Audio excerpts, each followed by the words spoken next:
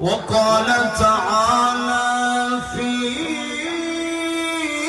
شان حبيبه ومحبوبه مخبرا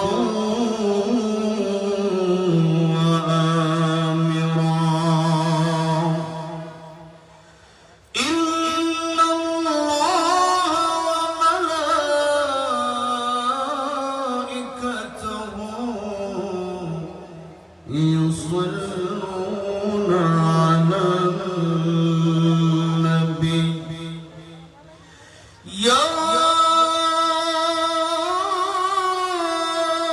أيها الذين آمنوا صلوا عليه وسلموا تسليما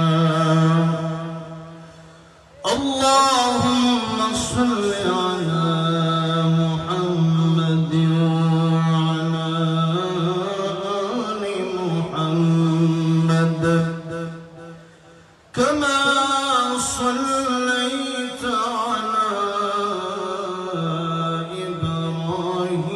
إبراهيم وعلى آل إبراهيم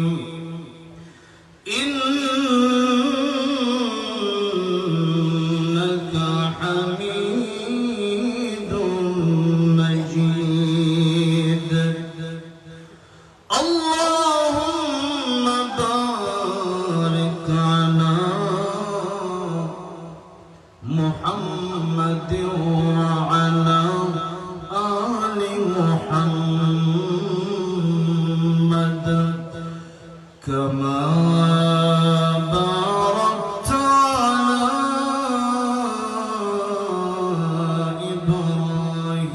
إبراهيم وعلى آل إبراهيم إنك حميد مجيد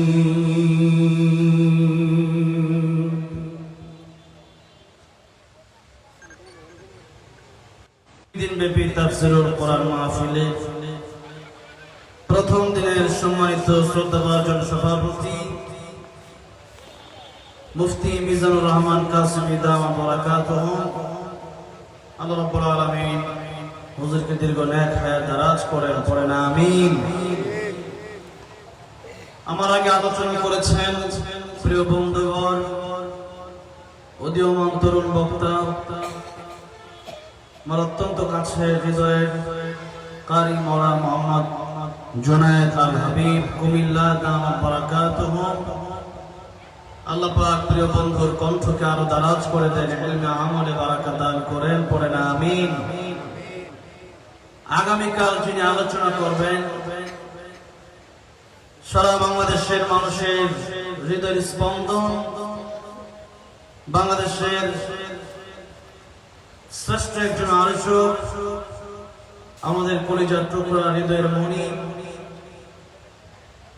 যার আলোচনায় বাংলাদেশের অসংখ্য অগণিত যুবক নামাজি হয়েছে অসংখ্য অগণিত যুবক দাঁড়িয়ে রেখেছে অসংখ্য অগণিত যুবক তারা নেশা চিরদিনের জন্য ছেড়ে দিয়েছে অসংখ্য অগণিত পথ হারা মানুষ পথের দিশা পেয়েছে আমি যখন নারায়ণগঞ্জ থাকতাম এক সময় একজন লোককে দেখতাম মসজিদে সবার আগে ঢুকে, সবার চেয়ে ওনার দাড়ি বড়, সবচেয়ে পাক্কা নামাজ যে একজন ব্যক্তি এই সানারপাড়। তো ওনার ঘটনা সম্পর্কে আমি জানতাম না, একদিন শুনেছিলাম উনি একজন ডাকাতের লিডার ছিল। হাফিজুর রহমান সিদ্দিকী হুজুরের আলোচনা শুনে উনি শ্রেষ্ঠ নামাজি হয়ে গেছে। আল্লাহু আকবার। আল্লাহ পাক ওনার কণ্ঠে স্পেশাল একটি জাদু মধু দান করেছেন।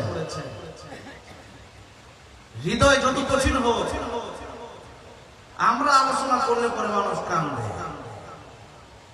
ওনার আলোচনায় যখন স্টেজে বসে থাকি নিয়ত করি কাঁদবো না, দেখি কেমনে কাঁদবে।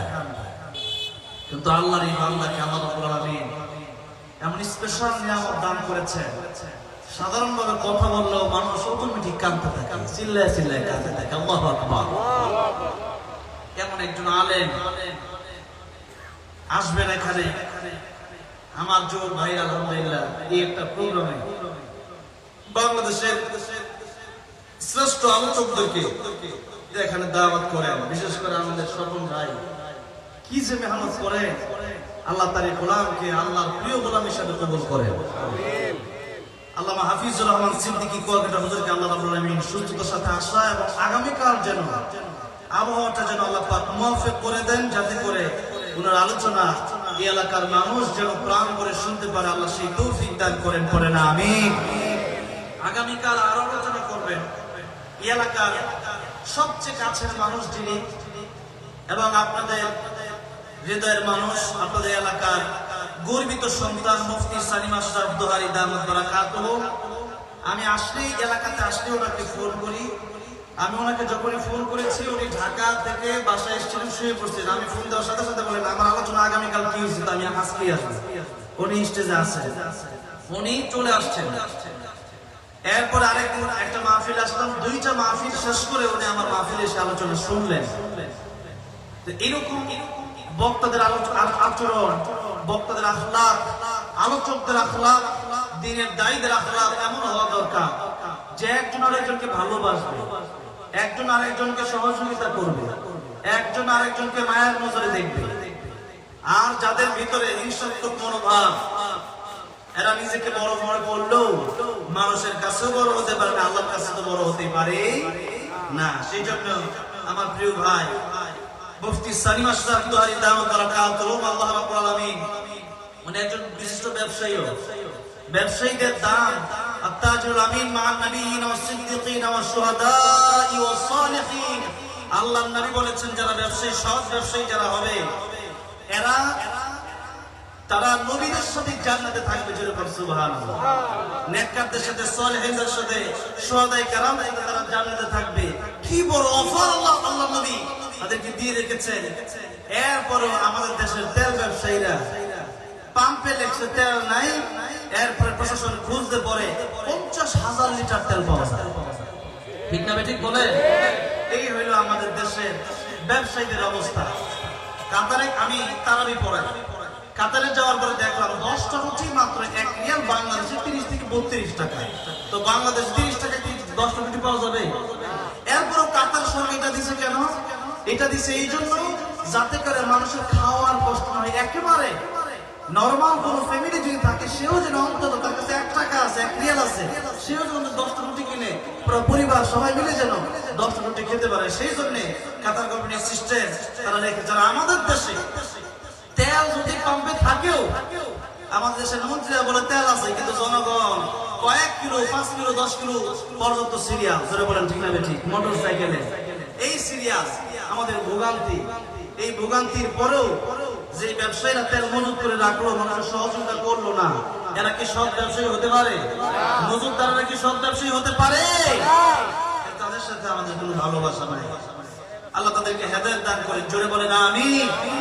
আমার ভাই একজন ব্যবসায়ী, এখানে অনেক ব্যবসায়ীরা আছেন। এই একটা মাহফিলে অনেক ব্যবসায়ীরা এবং অনেক প্রবাসী ভাইরা তারা অনেক খেদমত করেন, অনেক সহযোগিতা করেন। আমাদের এই এলাকার একজন ভাই ছিলেন জুবাইর আহমদ সাকি ভাই, উনি আমাকে দাওয়াত করতেন। সৌদি আরবে আছেন, দোয়া চেয়েছেন, উনিও প্রবাসী। অনেক প্রবাসী ভাই আছেন এই এলাকায়। আল্লাহ যেন তাদের এই দানগুলোকে কবুল আর মঞ্জুর করে নেন, পড়ে না আমিন। আর অন্যান্য ওলামায়ে কেরামগণ আলোচনা করেছেন নাকি আগামীকাল করবেন। এই প্রোগ্রামের সাথে যারা সম্পৃক্ত, যারা সহযোগিতা করলেন, যারা আসলেন, যারা বসলেন, কাল কিয়ামতের কঠিন ময়দানে আল্লাহ রাব্বুল আলামিন তাদেরকে আরশে আজিমের নিচে ছায়া দান করেন এবং বিশ্বনবী রাহমাতুল লিল আলামিনের হাতে হাউজে কাউসারের পানি পান করায়া বিশ্বনবীর সাথে জান্নাতুল ফেরদাউসের মেহমান যেন বানায়া দেন, পড়ে না আমিন। আল্লাহ সুবহান মহিয়ান করিয়ান রব্বুল ইজ্জত ওয়াল জালালের আলিশান দরবারে হৃদয়ের গভীর থেকে প্রাণ খুলে শুকরিয়া আদায় করি যে মহান রব্বুল ইজ্জত ওয়াল জালাল আমাদেরকে অত্যন্ত দয়া করে, মায়া করে, ভালোবেসে কোরআনের জন্য কবুল আর মঞ্জুর করেছেন। तमाम পৃথিবীতে এই সুখময় ঈদের সময় কত মানুষের জীবনে দুঃখ নেমে এলো, কত মানুষ বাস অ্যাক্সিডেন্টে পৃথিবী থেকে চলে গেল, কত মানুষ বাইক অ্যাক্সিডেন্টে পৃথিবী থেকে চলে গেল, কত মানুষ ট্রেন অ্যাক্সিডেন্টে পৃথিবী থেকে চলে গেল, কত মানুষ বিমান দুর্ঘটনায় পৃথিবী থেকে চলে গেল।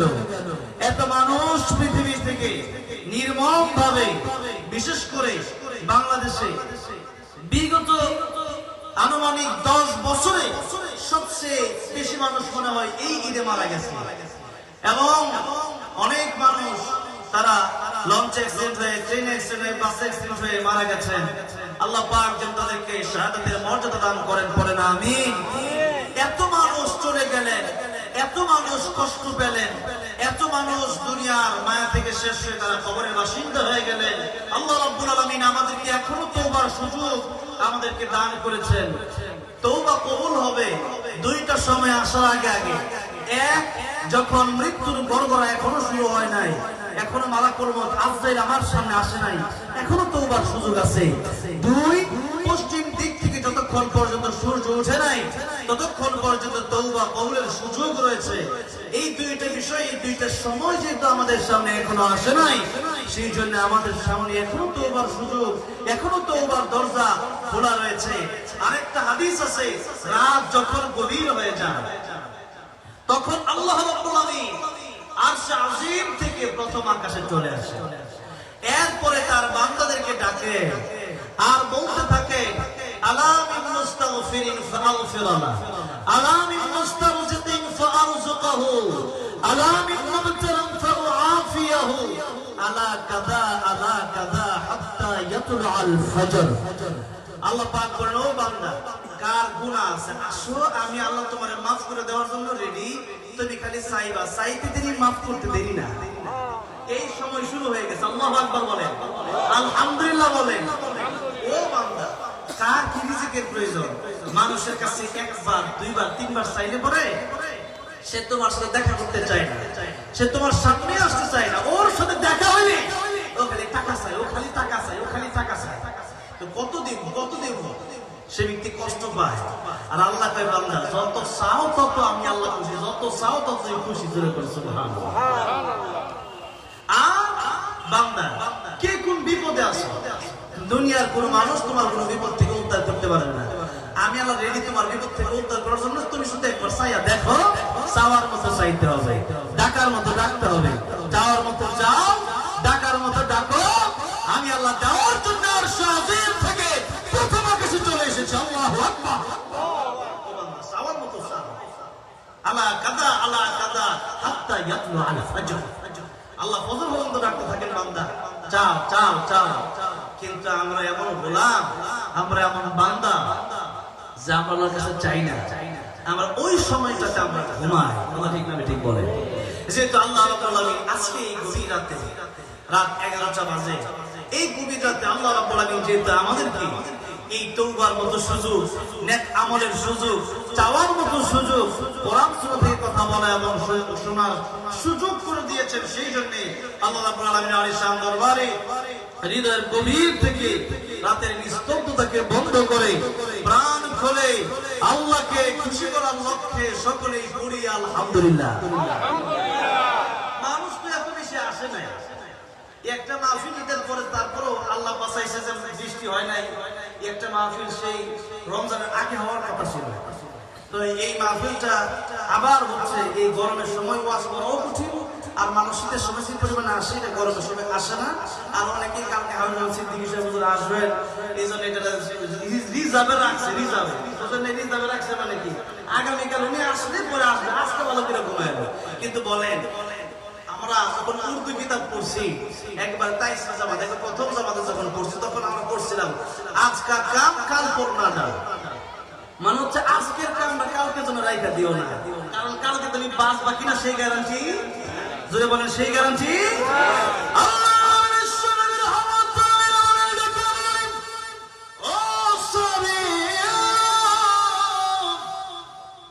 বলো তো দেখি কতক্ষণ বাঁচবা।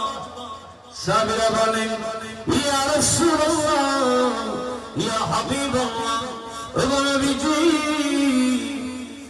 এক ওয়াক্ত নামাজ পড়লেই পর ওয়াক্ত নামাজ পাবো কিনা জানি না। একজন বলেন ইয়া রাসূলুল্লাহ ইয়া হাবিবাল্লাহ, ওগো নবীজি আজকে রাত পেয়েছে আগামীকাল রাত পাবো কিনা জানি না। একজন বললেন ইয়া রাসূলুল্লাহ এখন বেঁচে আছে 1 ঘন্টা পর বাঁচবো কিনা জানি না।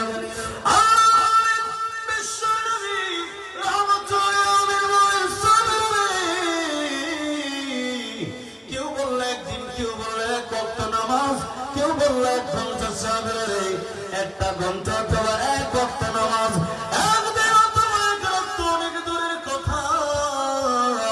আমি বিশ্ব নবী, আমি রাহমাতুল লিল আলামিন নবী, আমার কাছে মালাকুল মউত আসলে অনুমতির প্রয়োজন আছে। কিসের প্রয়োজন আছে? অনুমতির প্রয়োজন আছে। মালাকুল মউত যখন আল্লাহ নবীর কাছে আসছিল অনুমতি নিয়েছিল কি না? নাই। 3 বার নবীর কাছ থেকে অনুমতি নিয়েছে। যখন কয়বার? 3 বার আল্লাহ নবীর কাছ থেকে মালাকুল মউত অনুমতি নিয়েছিলেন। দরজার বাইরে থাকতেই আল্লাহ নবীকে সালাম দিচ্ছেন মালাকুল মউত, আসসালাতু ওয়াসসালামু আলাইকা ইয়া রাসূলুল্লাহ। আল্লাহ নবী ফাতিমা দরজা খোলো, দরজার বাইরে থেকে কে যেন সালাম দেয়, দরজা খোলো, দেখো তো কে আসছে। ফাতিমা, ফাতিমা রাদিয়াল্লাহু আনহা দরজা খুলে দেখেন যার মাথা আকাশে, যার পা দুইটা জমিনে। হযরত ফাতিমা রেখে বলেন বাবা, দরজা খুললাম, কাকে আমি দেখতে পেলাম? মক্কা নগরীতে এমন মানুষ আমি ফাতিমা কোনোদিন দেখি নাই, মদিনাতেও কোনোদিন এমন মানুষ দেখি নাই। ও বাবা, যার মাথা আকাশে, যার পা জমিনে, আল্লাহর নবী। কয়েকদিন ধরে আল্লাহর নবীজির জ্বর, শরীরে মারাত্মক ব্যথা। অনেক কষ্ট করে তাকালেন, তাকায় দেখলেন, তিনি বুঝতে পারলেন এটা যে মালাকুল মউত আজরাইল। আল্লাহ নাই বলেন এটা মালাকুল মউত আজরাইল। ফাতিমা রাদিয়াল্লাহু আনহা বললেন বাবা কয়েকদিন যাবত আপনি অসুস্থ, মালাকুল মউত আসবে, আমি করে ঠেকাও জয় পারমিশন দেব না।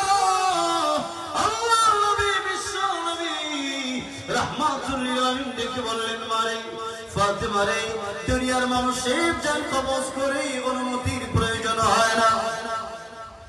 আমি বিশ্ব নবী, আমি রাহমাতুল লিল আলামিন, ও মারে দুনিয়ার মানুষের কাছে অনুমতি নেয় না।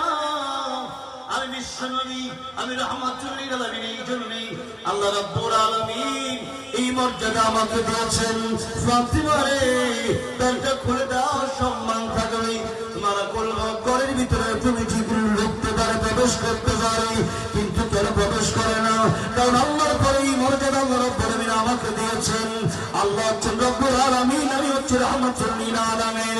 ও ফাতিমা রে, মালাকুল মউতকে বলো আমি বিশ্ব নবী, মালাকুল মউতকে গর্ব করে জরুরি পারমিশন দিয়েছি। এমনি ফাতিমা রাদিয়াল্লাহু আনহা দরজা খুলে দেন, মালাকুল মউত ঘরে ঢুকলেন। আল্লাহ নবীকে প্রশ্ন করলেন ইয়া রাসূলুল্লাহ ইয়া হাবিবাল্লাহ, নবীজি আমি এসেছি আল্লাহর পক্ষ থেকে, যদি আপনি বলেন আপনারও বের করা হবে, আর যদি আপনি না বলেন আপনারও আমি বের করব না। আল্লাহ রাব্বুল আলামিন বলেছেন দুনিয়ার সমস্ত মানুষের মধ্যে দয়াল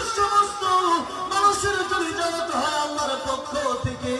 কিন্তু ইয়া রাসূলুল্লাহ আল্লাহ রাব্বুল আলামিন বলে দিয়েছেন, আজরাইল রে দুনিয়ার মানুষের জান তো কবজ করো আমার ইচ্ছায়। আর দয়াতে রাহমাতুল্লিল আলামিন আমার হাবিব, আমার বন্ধু বিশ্ব নবী, আমার প্রিয় বন্ধুর জানটা কবজ করবা আমার বন্ধুর ইচ্ছায়। আল্লাহু আকবার। আমার বন্ধুর জানটা কবজ হবে আমার বন্ধুর ইচ্ছায়। আমার বন্ধু বলবে তো জান কবজ করবা, আমার বন্ধু বলবে না তো জান কবজ করবা। আল্লাহ নবীকে বলেছেন হাত্তা ইয়াতিয়ানি জিবরাইল, জিবরাইল আসার আগ পর্যন্ত তুমি অপেক্ষা করো। এমনি জিবরাইল আমিন হাজির। জিবরাইল আমিন ডেকে বলেছে ইয়া হাবিবাল্লাহ, ওগো নবীজি আমি এসেছি আপনার কাছে। আল্লাহর নবী বলেন জিবরাইল আমি যাব না থাকবো, তুমি কি বলো? জিবরাইল আমিন বলেন ইয়া রাসূলুল্লাহ ইয়া হাবিবাল্লাহ। জিবরাইল একটা আয়াত তেলাওয়াত করেন, ইন্নাকা মাইতুন ইন্নাহুম মাইতুন। ওগো নবীজি এই দুনিয়া থেকে আপনারও যেতে হবে, আপনার দুশমনদেরও যেতে হবে। ঢাকার জন্য কেউ আসি, একমাত্র একজন বেঁচে থাকবে, কুল্লু মান আলাইহা ফান ওয়া ইয়াবকা ওয়াজহু রাব্বিকা যুল জালালি ওয়াল ইকরাম। আল্লাহ সারা পৃথিবীতে কেউ বাস্তব নেই। ইয়া রাসূলুল্লাহ যেতে হবে, এটাই বাস্তব। আজকে কাল আপনি যেতে হবে। ইয়া রাসূলুল্লাহ তবে যাওয়াটাই কোথায়? আল্লাহ রাব্বুল আমিন আপনার জন্য অপেক্ষা করতেছেন। আল্লাহু আকবার। আল্লাহ আপনার জন্য অপেক্ষা করতেছেন। ইয়া রাসূলুল্লাহ যাওয়াটাই উত্তম। এই দুনিয়াটা থাকার জায়গাও না, আর এই দুনিয়াটা শান্তিরও জায়গা। আল্লাহ নবী বুঝে ফেললেন আল্লাহ নবী চলে যেতে হবে। নবীজি কান্না শুরু করে দিলেন। জিবরাইল আমিন ডেকে বলেন ইয়া রাসূল ইয়া হাবিবাল্লাহ, ওগো নবীজি আল্লাহ রাব্বুল আলামিন আপনার সবচেয়ে প্রিয় বন্ধু, আল্লাহর কাছে যাবেন, আপনি কেন কাঁদেন? ইয়া রাসূলুল্লাহ আপনি কি ফাতিমার জয় কাঁদেন, নাকি আয়েশার জয় কাঁদেন, নাকি হাসান হুসাইনের জয় কাঁদেন? আল্লাহ নবী বলেন ও জিবরাইল আমি হাসান হুসাইনের জয় কাঁদি না, আমি আয়েশার জন্য কাঁদি না, আমি ফাতিমার জন্য কাঁদি না, আমি কাঁদি আমার গুনাহগার উম্মতের জন্য। যদি আওয়াজ করে পড়া যাবেন আল্লাহু আকবার। তাই তো আল্লাহর নবী কান্না শুরু করে উম্মতের জন্য, উম্মতের জন্য কাঁদেন। আল্লাহর নবী বিশ্ব নবী রাহমাতুল লিল আলামিন কি জিবরাইল আমিন কি বলেন ইয়া রাসূলুল্লাহ ইয়া হাবিবাল্লাহ, ওগো নবীজি আপনার কান্নার কারণটা কি? আল্লাহ তো আগেই জানিয়ে দিয়েছেন। আল্লাহ রাব্বুল আলামিন এমন ফেরেশতা নিযুক্ত করে রেখেছেন, দুনিয়ার মানুষ আপনার কাছে উম্মতেরা পৃথিবীর যে কোনো প্রান্ত থেকে আপনার জন্য দরুদ সালাম পড়বে। সেই দরুদ সালাম তার নাম, তার বাবার নাম, তার চোদ্দ গোষ্ঠীর নাম সহ, তার এলাকা সহ আল্লাহ বিশ্ব নবীর রওজা মুবারকে আল্লাহ রাব্বুল ফেরেশতা নিযুক্ত করে রেখেছেন। ওই ব্যক্তির দরুদ সালাম আল্লাহ নবীর রওজায় পারে মদিনাতুল মুনাওয়ারায় পৌঁছে দেওয়ার জন্য। তাই দরুদ আর সালাম পড়লে পরে অনেকের এরকম মনে হয় যে দরুদ আর সালাম পড়লে পরে নবীজি আসে, নবীজি আসে। তো আল্লাহ নবী আসে এটা যারা মনে করে, তো আল্লাহ নবী যে আসতো সে যে মনে করলো আল্লাহ নবী আসছে। এখন আপনাদেরকে জিজ্ঞাসা করতে চাই, মনে করেন দরুদ আর সালাম যে আমরা পড়ি, এই দরুদ আর সালাম যা এটা কি আল্লাহ নবীর না আমাদের না? জোরে করে কাদের না? আমাদের না। কারণ দুরূদ শরীফ একবার বললে তাহলে আল্লাহ নবী বলে 10 বার আল্লাহ তোমার উপর রহমত নাযিল করবে। একবার দরুদ পড়লে কয়বার রহমত নাযিল হবে? 10 বার। 10টা নেকি তোমার হবে, 10টা গুনাহ তোমার মাফ হবে, তোমার 10টা মাকাম আল্লাহ বাড়ায় দিবেন। তাহলে দরুদ পড়লে লাভ আমাদের। এখন একটা বিষয় মনে করেন যে এক জায়গায় যাব, তো আমি চিনি না, আমি এখান থেকে মনে করেন ঢাকা যাব, তো আমি একজন দোকানদারকে দেখলাম, তিনি দোকান খুলে বসে আছে। এখন আমি মনে করেন যে রাস্তা দিয়ে যাচ্ছি, গাড়িতে বসে ডাক দিলাম, দোকানদার এই আসে, অনেক সময় দোকানদারকে ডাক দিলে বা একটু দূরে কেউ তাকে ডাক দিলে বলে হুজুর কি দরকার, আপনি একটু আসেন না, কারণ দরকার আপনি আর আমি জ্ঞান আপনার কইতাম, আপনি কই যাবেন? জিজ্ঞাসা করি ভাই ঢাকার রাস্তা রাখেন দিকে, উনি বুঝতেছেন একটু দূরে, উনি বলেন যে হুজুর কি দরকার, আসেন আইসা বলেন। এখন আসলেই তো দরকার আমার, আর ওই লোক তো দোকান থেকে আসবে কেন? দরকার আমার মানে কি, আমি গাড়ি থেকে নাই না পরে গিয়ে জিজ্ঞেস করতাম যে ঢাকার রাস্তা কোন দিকে, কথা ঠিক বলে, দরকার তো আমার, দরকার তো তার না। এখন একে তো হইলো, লাভ হচ্ছে আমাদের, আর আল্লাহ নবী দুরূদ সালাম নেওয়ার জন্য মদিনা থেকে ওইটা এই ঢাকা দুয়ারে আসতো, হ্যাঁ, নাকি আমরা নবীর কাছে পৌঁছাইতাম, আমরা নবীর কাছে পৌঁছাইতাম। এখন মনে করেন নবী যে আসলো, এখন নবী যে আসলো ঠিক আছে, আবার যে তার মধ্যে হঠাৎ করে বসে গেলেন যে নবী আসছে, এখন বসে গেলাম, তো নবী যে গেল কি গেল এটা আপনি জানলেন কেন? নবী তো নাও যেতে পারে, তা আপনি জানলেন কেন নবী যে গেল? এখন নাও তো যেতে পারে। এই জন্য আল্লাহ রাব্বুল আলামিন এমন ফেরেশতা নিযুক্ত করে রেখেছেন যে আল্লাহ নবীর আশা করা লাগে না। আল্লাহ নবী নিজের জায়গায় স্থির আছে, তবে আল্লাহ নবী বলেছেন আলাম ইয়াহইয়াউ ফি কুবুরিহিম, সমস্ত নবী রাসূলরা তারা তাদের কবর জীবিত, এবং আল্লাহ নবী বলেছেন আমার রোজে আপনার পাশে এসে পড়ে আমার সালাম দিলে আমি নবী জীবিত মানুষের মতোই সেই সালাম করতে পারি, এবং তোমরা যেমন সালামের জবাব দাও আমি ঠিক তেমনি ভাবে জীবিত মানুষের মতোই সালামের জবাব দিয়ে দিই। সুবহানাল্লাহ। এই জন্য রোজার সামনে গেলে দেখবেন হাজী সাহেবরা কান্দে, হাজী সাহেবদের চোখের পানি চলে আসে, কেন? নবী তো মরা নবী না, নবী তো জিন্দা নবী, সেই জন্য মনে হয় যে নবীর সাথে সাক্ষাৎ হয়ে গেল। আল্লাহু আকবার। নবীজি জিন্দা নবী, জীবিত নবী, তবে নবীকে আসা যাওয়া করা লাগে না, আল্লাহ পাক ফেরেশতা নিযুক্ত করে রেখেছেন। এখন জিবরাইল আমিন বললেন ইয়া রাসূলুল্লাহ আপনার উম্মত সালাম দেবে, আপনার জন্য দুরূদ পড়বে, তবে সেই দুরূদ আর সেই সালাম এগুলো তো আপনার কাছে পৌঁছে দেওয়ার জন্য কে কে আপনার জন্য দুরূদ পড়বে, সালাম পড়বে, তা পৌঁছে দেওয়ার জন্য ফেরেশতা আছে। তাই ইয়া রাসূলুল্লাহ উম্মতের জন্য কান্দা দরকার কি? আল্লাহর বিশ্ব নবী রাহমাতুল্লাহ আলাইহি বলেন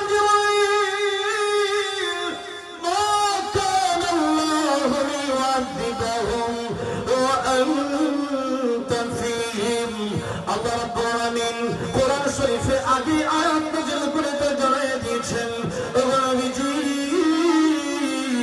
আপনি যতক্ষণ পর্যন্ত দুনিয়াতে থাকবেন ততক্ষণ পর্যন্ত আপনার উম্মত যদি কোনো গুনাহ করে, আপনার উম্মত যদি কোনো নাফরমানিও করে, আপনি নবী দুনিয়াতে থাকা অবস্থায় আপনার উম্মতকে কোনো আযাব গজব দিয়ে ধ্বংস করব না।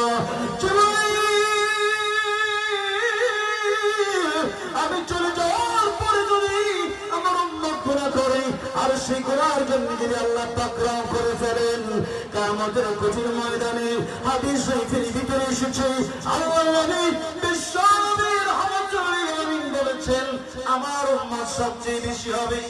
যত নবীরা এসেছেন সমস্ত নবীদের চাইতে আমার উম্মত সবচেয়ে বেশি হবে, আর সেই উম্মত নিয়ে আমি নবী কিয়ামতের ময়দানে আমার অধিক উম্মত হওয়ার কারণে আমি নবী তখন গর্ব করতে থাকবো, সুবহানাল্লাহ, আমার উম্মত সবচেয়ে বেশি।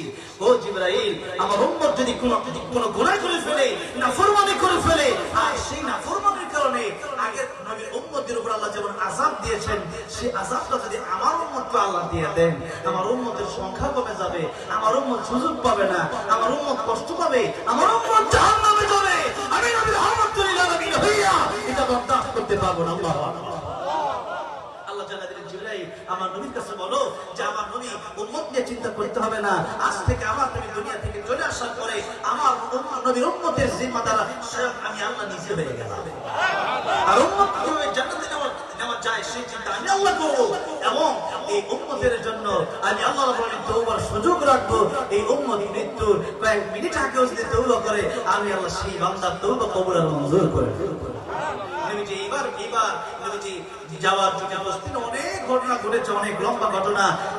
আজরাইল মালাকুল মউত আবার নবীজির কাছ থেকে অনুমতি নিয়ে এরপরে আল্লাহ নবীর রূহটা কবজ করেছিলেন। বলেছিলাম তিনবার নবীজির কাছ থেকে মালাকুল মউত আল্লাহ নবীর কাছ থেকে আল্লাহ নবীর রূহ কবজ করার আগে কয়বার পারমিশন দিয়েছিল? তিনবার পারমিশন দিয়েছিলেন আল্লাহ নবী রাহমাতুল আলামিন নবীর কাছ থেকে। দরজায় ঢোকার আগে একবার পারমিশন নিলেন, ভিতরে ঢোকার পরে জিবরাইল আমিন আসার আগে আরেকবার পারমিশন নিলেন। এবার জিবরাইল আমিনের সাথে কথাবার্তা শেষ হওয়ার পরে অনেক ফয়সালা হওয়ার পরে এরপরে মালাকুল মউত আরেকবার আল্লাহ নবীর কাছ থেকে পারমিশন নিলেন। এই হলো তিনবার আল্লাহ নবীর কাছ থেকে মালাকুল মউত পারমিশন নিলেন। সেই নবী কি বলে একটু মনোযোগ দেন। সেই নবী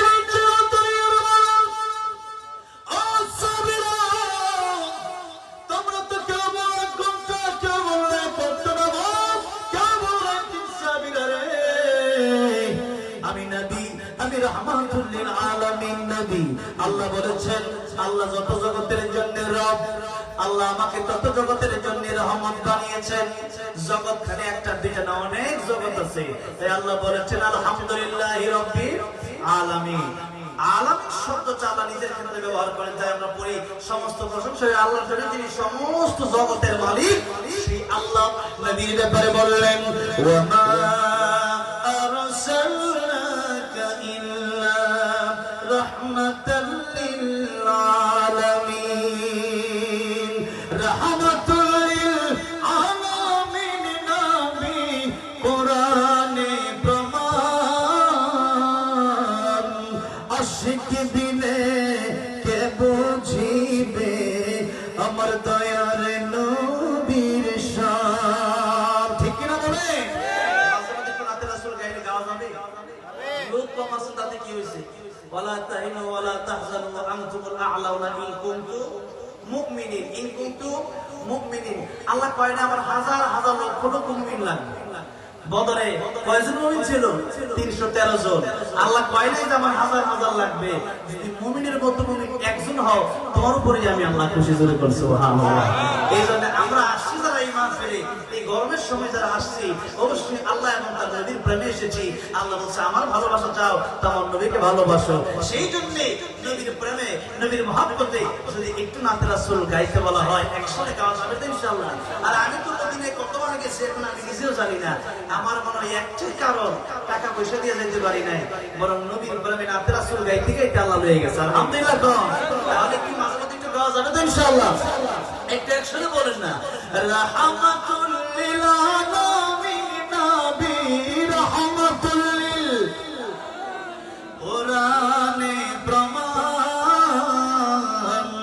আশিক দিলে কে বুঝিবে আমার দয়ার নবীর শান। বলেন না, আশিক দিলে কে বুঝিবে।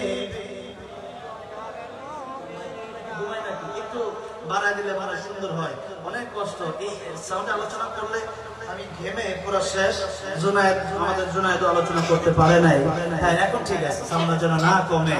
হ্যাঁ আমার বাবাজির, আমার রাহমাতুল আলামিন নবী, যিনি যার সুপারিশ ছাড়া কিয়ামতের ময়দানে জান্নাতে যাওয়া সম্ভব হবে? নবী যদি হাউজে কাউসারের পানি না দেয়, 50,000 বছর লম্বা হবে সে কিয়ামতের কঠিন ময়দান। 50,000 সানাতিন মিম্মা তাউদ্দুন। আল্লাহ বলেন 50,000 বছর লম্বা হবে। একবার নবী যারা পানি পান করাবে, একটা গ্লাস পানি 50,000 বছর তার পানির কোনো পিপাসা লাগবে না। সেই নবীরে বলেন দরকার আছে তো না? সেই নবী হচ্ছেন রাহমাতুল আলামিন নবী। আল্লাহ বলেন যত জগতের জন্য আমি রব, তত জগতে কিন্তু রহমত হিসাবে আমার নবী আছে। নবীরে ছাইরা আমার কাছে আসা যাবে না, নবীরে নিয়েই আমার কাছে আসতে হবে। সেই নবীর সুন্নাত আজকে আমাদের ভিতরে নাই। নবীর সুন্নাত ছাড়া শান্তি খুঁজে পাওয়া মুশকিল হয়ে যাবে। নবীর সুন্নাত ছাড়া শান্তির কোন রাস্তা পৃথিবীতে নাই। ভাইরা, সেই নবী বলতেছেন যে আমি রাহমাতুল আলামিন নবী, আমার কাছে মালাকুল মউত আসে, তিনবার অনুমতি নেয়। আমার কাছে মালাকুল মউত আসলে অনুমতির প্রয়োজন হয়। সেই নবী বলছেন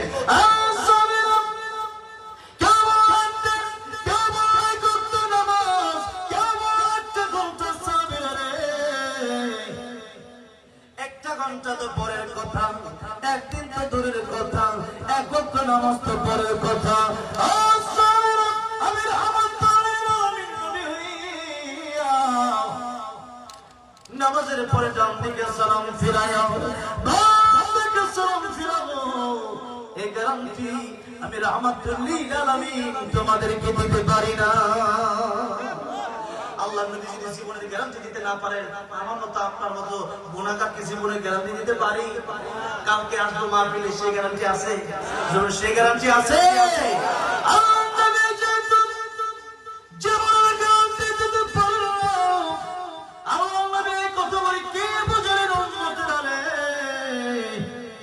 আমি রাহমাতুল লিল আলামিন শ্রেষ্ঠ সৃষ্টির শ্রেষ্ঠ যিনি, ও দুনিয়ার মানুষেরা, আমি নবী যে কোনো সময় চলে যেতে পারি, মালাকুল মউত অনুমতি নাই, এরপরে আমার জীবনের গ্যারান্টি আমি দিতে পারি না।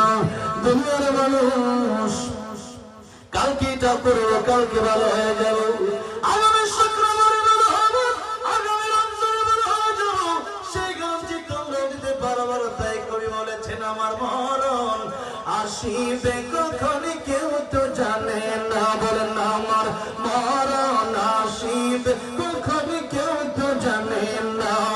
আমি মরে গেলে আমায় তোমরা ভুলে যেও না, আমি মরে গেলে আমায় তোমরা ভুলে যেও না। আমার মরণ আসিবে কখন কেউ তো জানে না, আমার মরণ আসিবে কখন। এই দুনিয়া চিরজীবন থাকার জায়গা না, অন্ধকার কবর যে আমার আসল ঠিকানা। ঠিক না বলে? এই দুনিয়া চিরজীবন থাকার জায়গা না, অন্ধকার কবর যে আমার আসল ঠিকানা। সবাই রেখে আমায় চলে যাবে, সঙ্গী হবে না।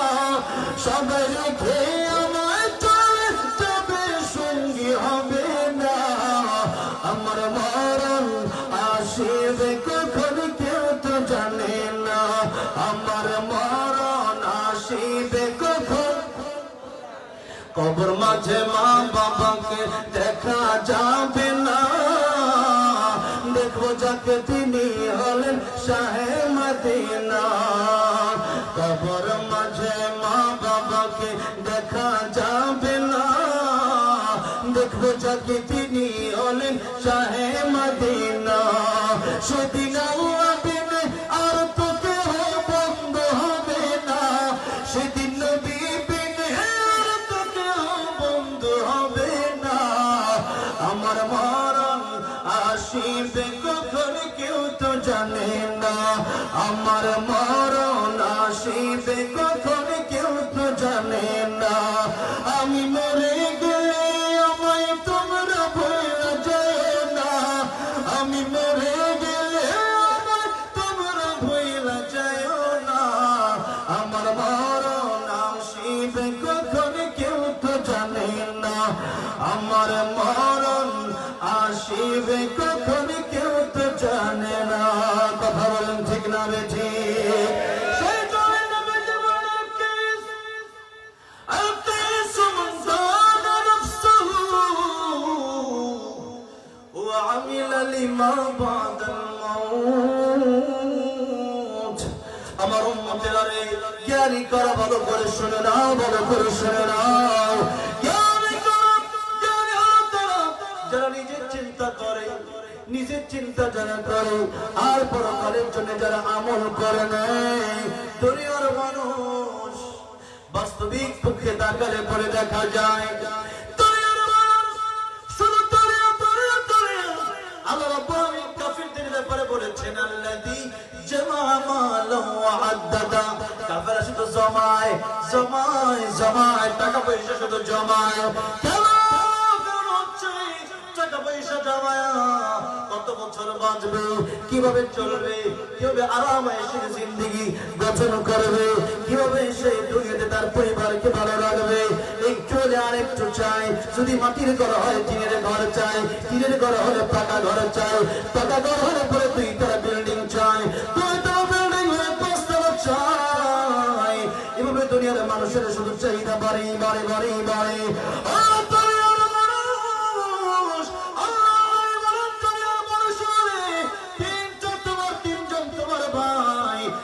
নম্বর ভাইয়ের নাম তোমার আত্মীয় স্বজন, 2 নম্বর ভাইয়ের নাম তোমার ধন সম্পদ, 3 নম্বর ভাইয়ের নাম তোমার নেকামল। আল্লাহ নবী বলেন তোমার আত্মীয় স্বজন কবরে যাবে না, যাবে? তোমার আত্মীয় স্বজন কবরে যাবে না। 2 নম্বর তোমার ধন সম্পদ, যত ধন সম্পদই হোক না কেন বলেন তো কবরে যাবে না। 3 টুকরা কাফনের কাপড়ে যেমন আমারে পরাবে। একজন ব্যক্তি যদি মন্ত্রী হয়, তার যদি কোটি কোটি টাকার মালিক যদি তিনি হয়, হাজার হাজার কোটি টাকার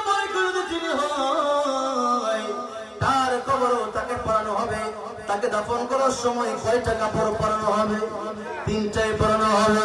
আল্লাহর নবী বলেন, ও দুনিয়ার মানুষেরা, টাকা পয়সা কামাও, হারাম কামাইও না। টাকা পয়সা কামাও, আখিরাত ভুলে গিয়ে কামাইও না। কারণ আইনুদ্দিন আল-আজহার রাহমাতুল্লাহ আলাইহি তিনি একটা গজলে বলে গিয়েছিলাম, হালাল হারাম কামাই, কত টাকা করো কামাই, এত টাকা রাখবা কোথায়? কাফনের তো পকেট নাই।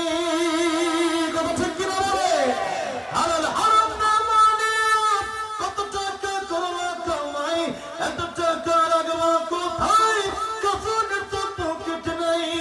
টাকা পয়সা লইয়া কে কেউ কবরে গেছে, কি জবাব দিবি রে তুই আল্লাহর কাছে? ওরে মানুষ ছবে হুশ দুনিয়ার পিছে, ওরে মানুষ ছবে হুশ দুনিয়ার পিছে, কি জবাব দিবি রে তুই আল্লাহর কাছে? কি জবাব দিবি রে তুই আল্লাহর কাছে? এই জন্য হালাল হারাম না কামাইয়া সম্পদ খাবে, শব্দ খাবে, পকে সম্পদ খাবে, লোকে তা খায় যেতে পারবেন না। রিজিকে যা আছে তার একটা বেশি, একটা ফোঁটা বেশি পানি আপনি খেয়ে যেতে পারবেন না। ঠিক কিনা বলে? তাই আল্লাহ কোরআন সূরা ইয়াসিনে বলছেন, ওয়া কুল্লু শাইইন আহসাইনাহু ফি ইমামিন।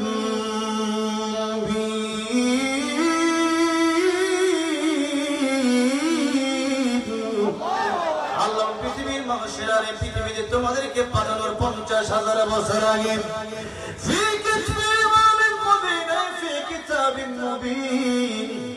ওই লোহে মাহফুজে কোন দিন তুমি আলু ভর্তা দিয়া খাবা, কোন দিন তুমি ডাল দিয়া খাবা, কোন দিন কোন দিন পাঙ্গাস খাবা, কোন দিন রই খাবা, কোন দিন গরু গোশত দিয়া খাবা।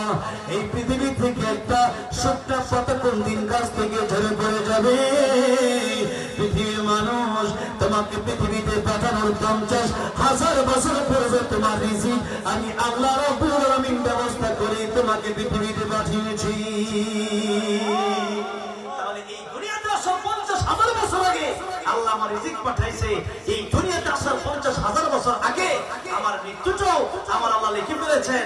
আর যখন মানুষ এই পৃথিবীতে আসে, আসার আগেই এই পৃথিবীতে মানুষ পৃথিবীতে আসার পূর্বে মার পেটে যখন থাকে তখনই ফেরেশতা আল্লাহ মায়ের পেটে পাঠিয়ে দেন। জোরে বলুন সুবহানাল্লাহ। ফেরেশতা আসার পরে তখন ফেরেশতারা জিজ্ঞাসা করে, আল্লাহ তার কেমনে বানাবো?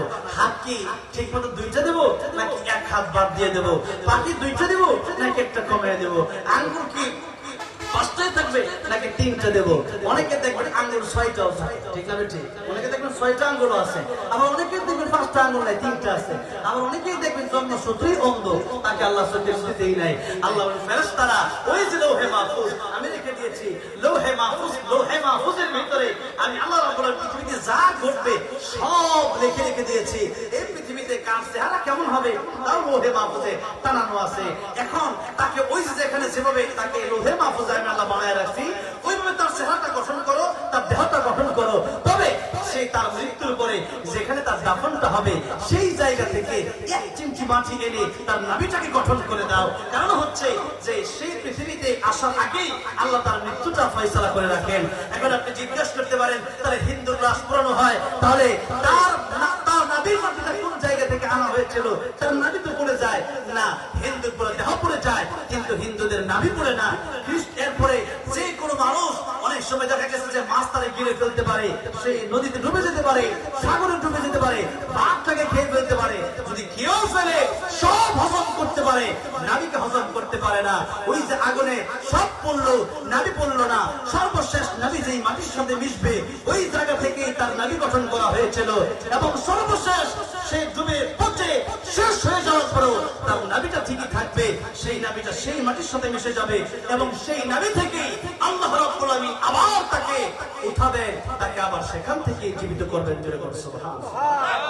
এই পৃথিবীতে আসার আগেই আল্লাহ রাব্বুল আলামিন দাফনের ব্যবস্থা করে রাখলেন, মৃত্যুর ব্যবস্থা করে রাখলেন। আর আমরা আছি আগামীকাল বাঁচবো, কি করব আর কি না করব, আর কত শত শত বছর বাঁচবো। এই আপনাদের এই এক আসনে যে সালমান এফ রহমান সাহেব ছিলেন, উনি যে কত বড় লোক আল্লাহ মাহমুদ জানেন, এটা কোনো হিসাবই নেই। টাকা পয়সা হাজার হাজার কোটি টাকার মালিক। এখন এই যে হাজার হাজার কোটি টাকার মালিক, এরপরও টাকা কামানোর ব্যবসা বাণিজ্য সব ছিল কি ছিল না? আছে। এখন দেখা গেছে আরো অন্যান্য যারা আছে সবারই দেখা গেছে 500 কোটি টাকার মালিক, সে আরো বড় বিজনেস হতে চায়। একজন মনে করে বিল গেটস, তারপর ইলন মাস্ক, তারা দেখা গেছে তাদের টাকা পৃথিবীতে 1 নম্বর 2 নম্বর ধনী তারা। এরপর দেখা গেছে সে আরো টাকা কিভাবে জমা করে রাখবে, তার আগে যেন কেউ না যেতে পারে সেই চিন্তা তারা করে। এই যে আমেরিকা ইসরায়েল তারা যে যুদ্ধ করতেছে একেবারে অযথা, একবারে ফাও, কেবলমাত্র পুরো দুনিয়াটাকে কেবল তাদের আন্ডারে রাখার জন্য, একটু ক্ষমতা বেশি পাওয়ার জন্য। ইরানে যে মানে এই যে বোমা মারলো, কারা আগে মারছে? ইরান আগে মারছে না ইসরায়েল মারছে? ইসরায়েল আগে মারছে। এখন তারা মাইরা, এখন আমেরিকা বলে যে 48 ঘন্টার জন্য হলো একটু বিরতি রাখেন। ইরান কয় না, আমরা মরলে বাঘের মতো সিংহের মতো মরবো, বাঁচতে বাঘের মতো সিংহের মতো বাঁচবো। কথা বলেন ঠিক না? ইরানের ব্যাপারে অনেকের প্রশ্ন আছে যে তারা তো শিয়া। হ্যাঁ, শিয়াদের ভিতরেও অনেকগুলো গোত্র আছে, তবে তারা যদি খারাপ হয়ে থাকে ইসরায়েলের মতো খারাপ হতে পারে না। ফিলিস্তিনের শিশুদেরকে, ফিলিস্তিনের মাদেরকে জেরা করে, ধর্ষণ করে, দিনের পর দিন গুলি করে, মিসাইল মেরে, বোমা মেরে তার শেষ করে দিল, শহীদ করে দিল। এই ইসরায়েলের বিপক্ষে যেটা কুকুরও যায়, সেই কুকুরের পক্ষে আমাদের থাকতে হবে। অনেকেই এই কথা বলে দেখবেন, কিছু লোক আছে আহলে হাদিস, তারা বলে শিয়া এত শিয়া, এদের পক্ষে কেন কথা বলেন? আরে আপনারা শিয়া হতে পারে, কিন্তু তারা তো ইসরায়েলের মতো খারাপ না। এখন ইসরায়েল বলে তাদের বিপক্ষে যদি চলে যায়, ইরানের বিপক্ষে এখন যদি আমরা চলে যাই, এখন যদি আমরা বিপক্ষে ইরানের বিপক্ষে কথা বলি, কয়েকদিন আগে রিয়াদে বোমা মারছে, ইরান বলছে এগুলো আমরা মারি না, এগুলো ইসরায়েলে মারছে, কিন্তু দোষ দিছে আমাদের।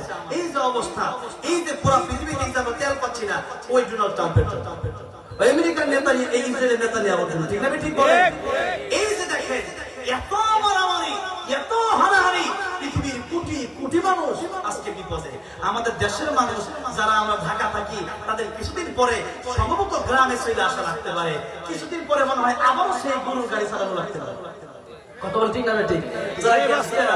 কিছুদিন পরে আবারও সেই 100 বছর পূর্বে ফিরে যাওয়া লাগতে পারে। এখন ইরান যেহেতু হরমুজ প্রণালী দিয়ে তেল আনতে দেয় না, এখন এই তেল আমরা না পাওয়াটাই স্বাভাবিক। এখন দেশের মানুষ, আমাদের দেশের তেল আছে, এরপরে তো একটা ভিন্ন কথা, কিন্তু অনেক দেশে অলরেডি পূর্ণর চেয়ে আরো ভয়াবহ অবস্থা জারি হয়ে গেছে, ফিলিপাইন সহ বিশ্বের বিভিন্ন দেশে। সুতরাং আমরা আগামীতে কি হবে না হবে আল্লাহ মাহমুদ জানে। আল্লাহ রাব্বুল আলামিন পৃথিবীর এই মিডল ইস্ট, এই সৌদি আরব, কুয়েত, কাতার, দুবাই সহ পৃথিবীর অসংখ্য দেশগুলা যদি এক হয়ে যেত ইসরায়েলের বিরুদ্ধে, আর যদি বলতো বেশি বেয়াদবি করবি, এক ফোঁটা তেল আমরা তোদেরকে দিব না। কারণ তেলের মালিক তো আল্লাহ মুসলমানদেরকে বানিয়েছেন।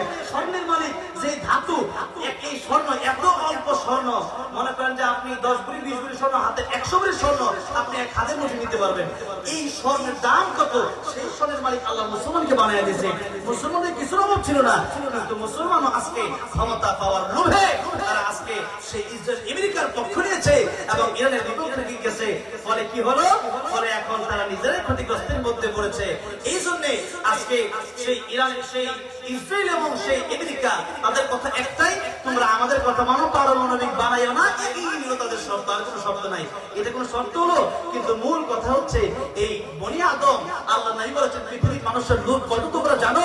এই পৃথিবীর মানুষ যতদিন বাঁচে মনে করে যে সে যদি এমপি হতে পারে, মন্ত্রী হতে চায়, মন্ত্রী হলে প্রধানমন্ত্রী হতে চায়। নবীজি বলেছেন কাউকে যদি একটা মাঠ ভর্তি স্বর্ণ দেওয়া হয়, সে আরেকটা মাঠ চায়, তাকে আরেক মাঠটা হলে সে আরেকটা চায়। যত দেওয়া হয় তার আরো লাগে, যত দেওয়া হয় তার আরো লাগে। এই জন্য এত বড় একটা দেশ আমেরিকার প্রেসিডেন্ট হওয়ার পরও এদের ক্ষমতার লোভ চায় না, এরা চায় পুরো পৃথিবীর প্রেসিডেন্ট হতে। কথা বলেন ঠিক না? ঠিক। একটাই কারণ, লোভ। এই লোভের কারণে আল্লাহ নবীর হাদিস তো অবশ্যই সত্য, এই লোভের কারণে আজকে পৃথিবীতে, পুরো পৃথিবীতে মারামারি। একটাই কারণ, সেটা হচ্ছে লোভ। সেটা কি? লোভ, ক্ষমতার লোভ, টাকার লোভ, দুনিয়ার লোভ। দুনিয়ার লোভ যতদিন পর্যন্ত না ছাড়তে পারবো, ততদিন পর্যন্ত সফল হওয়া এবং আল্লাহর প্রিয় হওয়া সম্ভব হবে। দুনিয়ার লোভ ছাড়া লাগবে, দুনিয়ার লোভ ছাড়া লাগবে। এটা আমার জন্য ওয়ামাল হায়াতুদ দুনিয়া ইল্লা মাতাউল গুরুর, এটা আমার জন্য ক্ষণস্থায়ী, এবং আল্লাহ বলেছেন এই দুনিয়া তোমাদের জন্য ধোঁকা ছাড়া আর কিছুই নয়।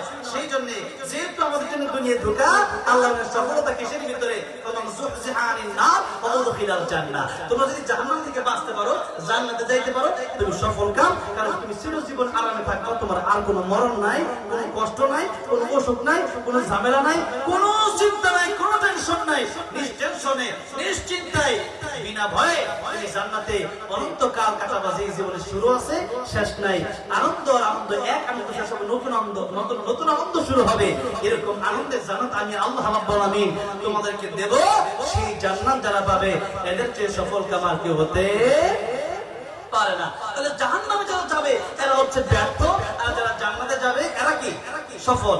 দুনিয়ার বাড়ি, গাড়ি গাড়ি এগুলো সফলতা নয়। আল্লাহ বলেন ফামান যুহজিহা আনিন নার, তুমি জান্নাত থেকে বাঁচতে পারো, ওয়া উদখিলাল জান্নাহ, জান্নাতে যদি যেতে পারো, তাহলে তোমার যে সফল কামার কেউ নেই। ফাকাদ ফাজ, তুমি সফল হয়ে গেলা। সেই জন্য আজকে আমি সূরা মুদাসসির থেকে কয়েকখানা আয়াতে কারিমা তেলাওয়াত করেছিলাম। এই আয়াতে কারিমা তেলাওয়াত করার মূল উদ্দেশ্য হচ্ছে আল্লাহ রাব্বুল আলামিন 4 শ্রেণীর কথা উল্লেখ করে এই আয়াতগুলোর ভিতরে বলেছে যে 4 শ্রেণীর লোক মুসলমান হওয়া সত্ত্বেও জাহান্নামে যাবে। কোথায় যাবে? জাহান্নামে যাবে। এরপরে যারা জান্নাতে চলে যাবে, জান্নাত থেকে তাদেরকে প্রশ্ন করবে, ফি জান্নাতি ইয়াতাসাআলুনা আনিল মুজরিমিন মা সালাকাকুম ফি সাকার। জান্নাতের প্রশ্ন করবে তোমরা জাহান্নামে গেলা কেন? জাহান্নামীরা 4টা উত্তর দেবে। যেই 4টা উত্তর আল্লাহ কোরআনে বলছে, এই 4টা উত্তর আমি আপনাদের সামনে বলবো, এরপরে ইনশাআল্লাহ মুনাজাত হয়ে যাবে। তো যেই 4 কারণে জাহান্নামীরা জাহান্নামে যাবে, এবং একসাথে এখানে যারা আছেন আমাদের মধ্যে আল্লাহ না করে যদি এমনটা হয়ে যায় এই উত্তরটা সেদিন দেওয়া লাগবে। সেই উত্তর দেওয়ার আগে আজকের মাহফিল থেকে যেহেতু সময় সুযোগ পেয়েছেন, সব সময় কোনো কথা শুনতে পারেন না, আজকে পাইছেন, আজকে শুনলে একটু, কালকে শুনলে একটু, একটু শুনতে শুনতে আপনার অনেক আমলের পাহাড় হবে, এছাড়া তো হবে না। সেই জন্য আজকে আপনার শুনতে হবে। হয়তো একটু কষ্ট হচ্ছে, একটু গরম লাগতেছে, এরপরও অনেক কাজ, ঘুমের প্রয়োজন, এরপরও মনে রাখতে হবে এই দিন নয়, আরো দিন আছে। এই দিন নিয়ে যাবে, সেই দিনের কাছে একদিন আসবে, হয়তো ঘুম শুরু হবে, সেই ঘুম ভাঙবে কিয়ামতের ময়দানে। কত হাজার বছর হতে পারে, 50,000 বছর চলে যেতে পারে, ঘুম ভাঙবে না। কিন্তু এখন যদি দুনিয়াতে অন্যায় কাজগুলো করে যায়, হাজার হাজার বছর কবরে আমার আযাব চলবে। সেই জন্য সেই আযাব থেকে বাঁচার জন্য একটু শোনার জন্য যদি শুনতে হয়, আর মাত্র আধা ঘন্টার সময় আল্লাহর কোরআনের জন্য যদি রাজি আছেন, সেই ব্যক্তিগুলো একটা হাত উঠায় দেখান দেখি। লিল্লাহি তাকবীর, লিল্লাহি তাকবীর। আল্লাহ হাতগুলোকে আপনি জাহান্নাম থেকে বাঁচায় জান্নাতের মালিক বানায় দেন, জোরে কোন আমিন। এবার আসেন জান্নাতীরা, আমার আগে আমার বন্ধু জুনায়েদ হাবিব বলে গিয়েছেন যে এই কিয়ামতের ময়দানে দল হবে 2টা, প্রাথমিকভাবে দল হবে 3টা। কয়টা? 3টা। একটা হলো জান্নাতি, একটা হলো জাহান্নামী। আল্লাহ পাক এই 2টা দলের কথা বলছেন কোরআন শরীফে, ফারিকুন ফিল জান্নাহ ওয়া ফারিকুন ফিস সাঈর। একটা জান্নাতি দল আর একটা জাহান্নামী দল। কিন্তু আরেকটা দল হবে আরাফ, জান্নাত আর জাহান্নামের মাঝখানে তারা হবে। এই কথাটা কেন বললাম? সেই কথাটা হচ্ছে এই জন্য বললাম যে আরাফে তারা যাবে প্রাথমিকভাবে, যাদের নেক আর নেকের পাল্লা, মন্দের পাল্লা, ভালো কাজ আর মন্দ কাজ সমান সমান হয়ে যাবে। আল্লাহ পাক প্রথমত তাদেরকে জাহান্নামে দিবেন না, তাদেরকে আরাফে দিবেন। ওই আরাফে জান্নাতের মতো শান্তিও পাওয়া যাবে না, আবার জাহান্নামের মতো কষ্টও পাওয়া যাবে না। তো সেই আরাফে যারা চলে যাবে এরা আফসোস করবে, আহারে আর একটা বার যদি সুবহানাল্লাহ বলতাম, আর একবার যদি সূরা ইখলাস পড়তাম 10 পারা সওয়াব থাকতো আমার বেশি। 3বার সূরা ইখলাস পড়লে এক খতম কোরআন শরীফের সওয়াব আমার থাকতো বেশি। তাহলে কেন পড়লাম না? কেন দুনিয়াতে আর একটা অক্ষর বেশি পড়লেও তো আমার আজকে 10টা নেকি বেশি থাকতো। এই 10টা নেকি বেশি থাকলে আমার আমলনা ভারী হয়ে যেত, এতদিন আমার আরামে থাকা লাগতো না। তবে আরামেও যারা থাকবে এদেরকে আল্লাহ বলেন পরবর্তীতে জান্নাতের মেহমান বানায় দেবেন, জোরে কোন সুবহানাল্লাহ। কিন্তু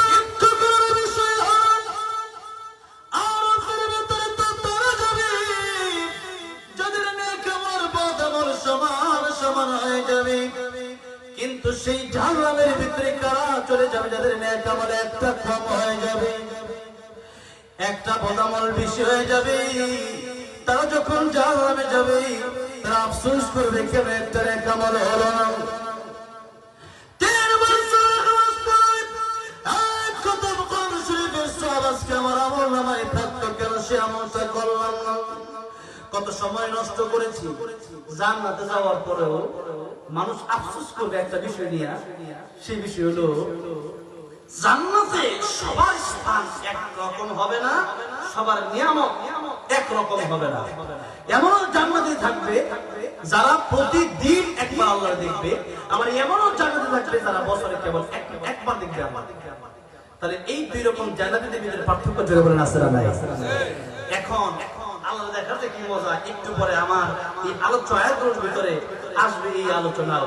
তবে এতটুকু মনে রাখেন, যারা আল্লাহকে সবসময় দেখতে পারবে তাদের দামটা বেশি না? জান্নাতের ভিতরে সবচেয়ে উচ্চ মাকাম, সবচেয়ে দামি জান্নাত কোনটা? জান্নাতুল ফিরদাউস। আল্লাহ নবী বলেছেন, তোমরা যখন দোয়া করবে জান্নাত চাইবা, শুধু জান্নাত চাইবা, আল্লাহ আমাকে জান্নাতুল ফিরদাউস দেন। যখন তোমার আব্বা আমার জন্য দোয়া করবো, তখন দোয়া করবো আল্লাহ আমার আব্বা আমাকে জান্নাতুল ফিরদাউস দান করেন। সবচেয়ে বড়টা চাইবা, আল্লাহ তো বড়, তুমি ছোটটা চাইবা কেন?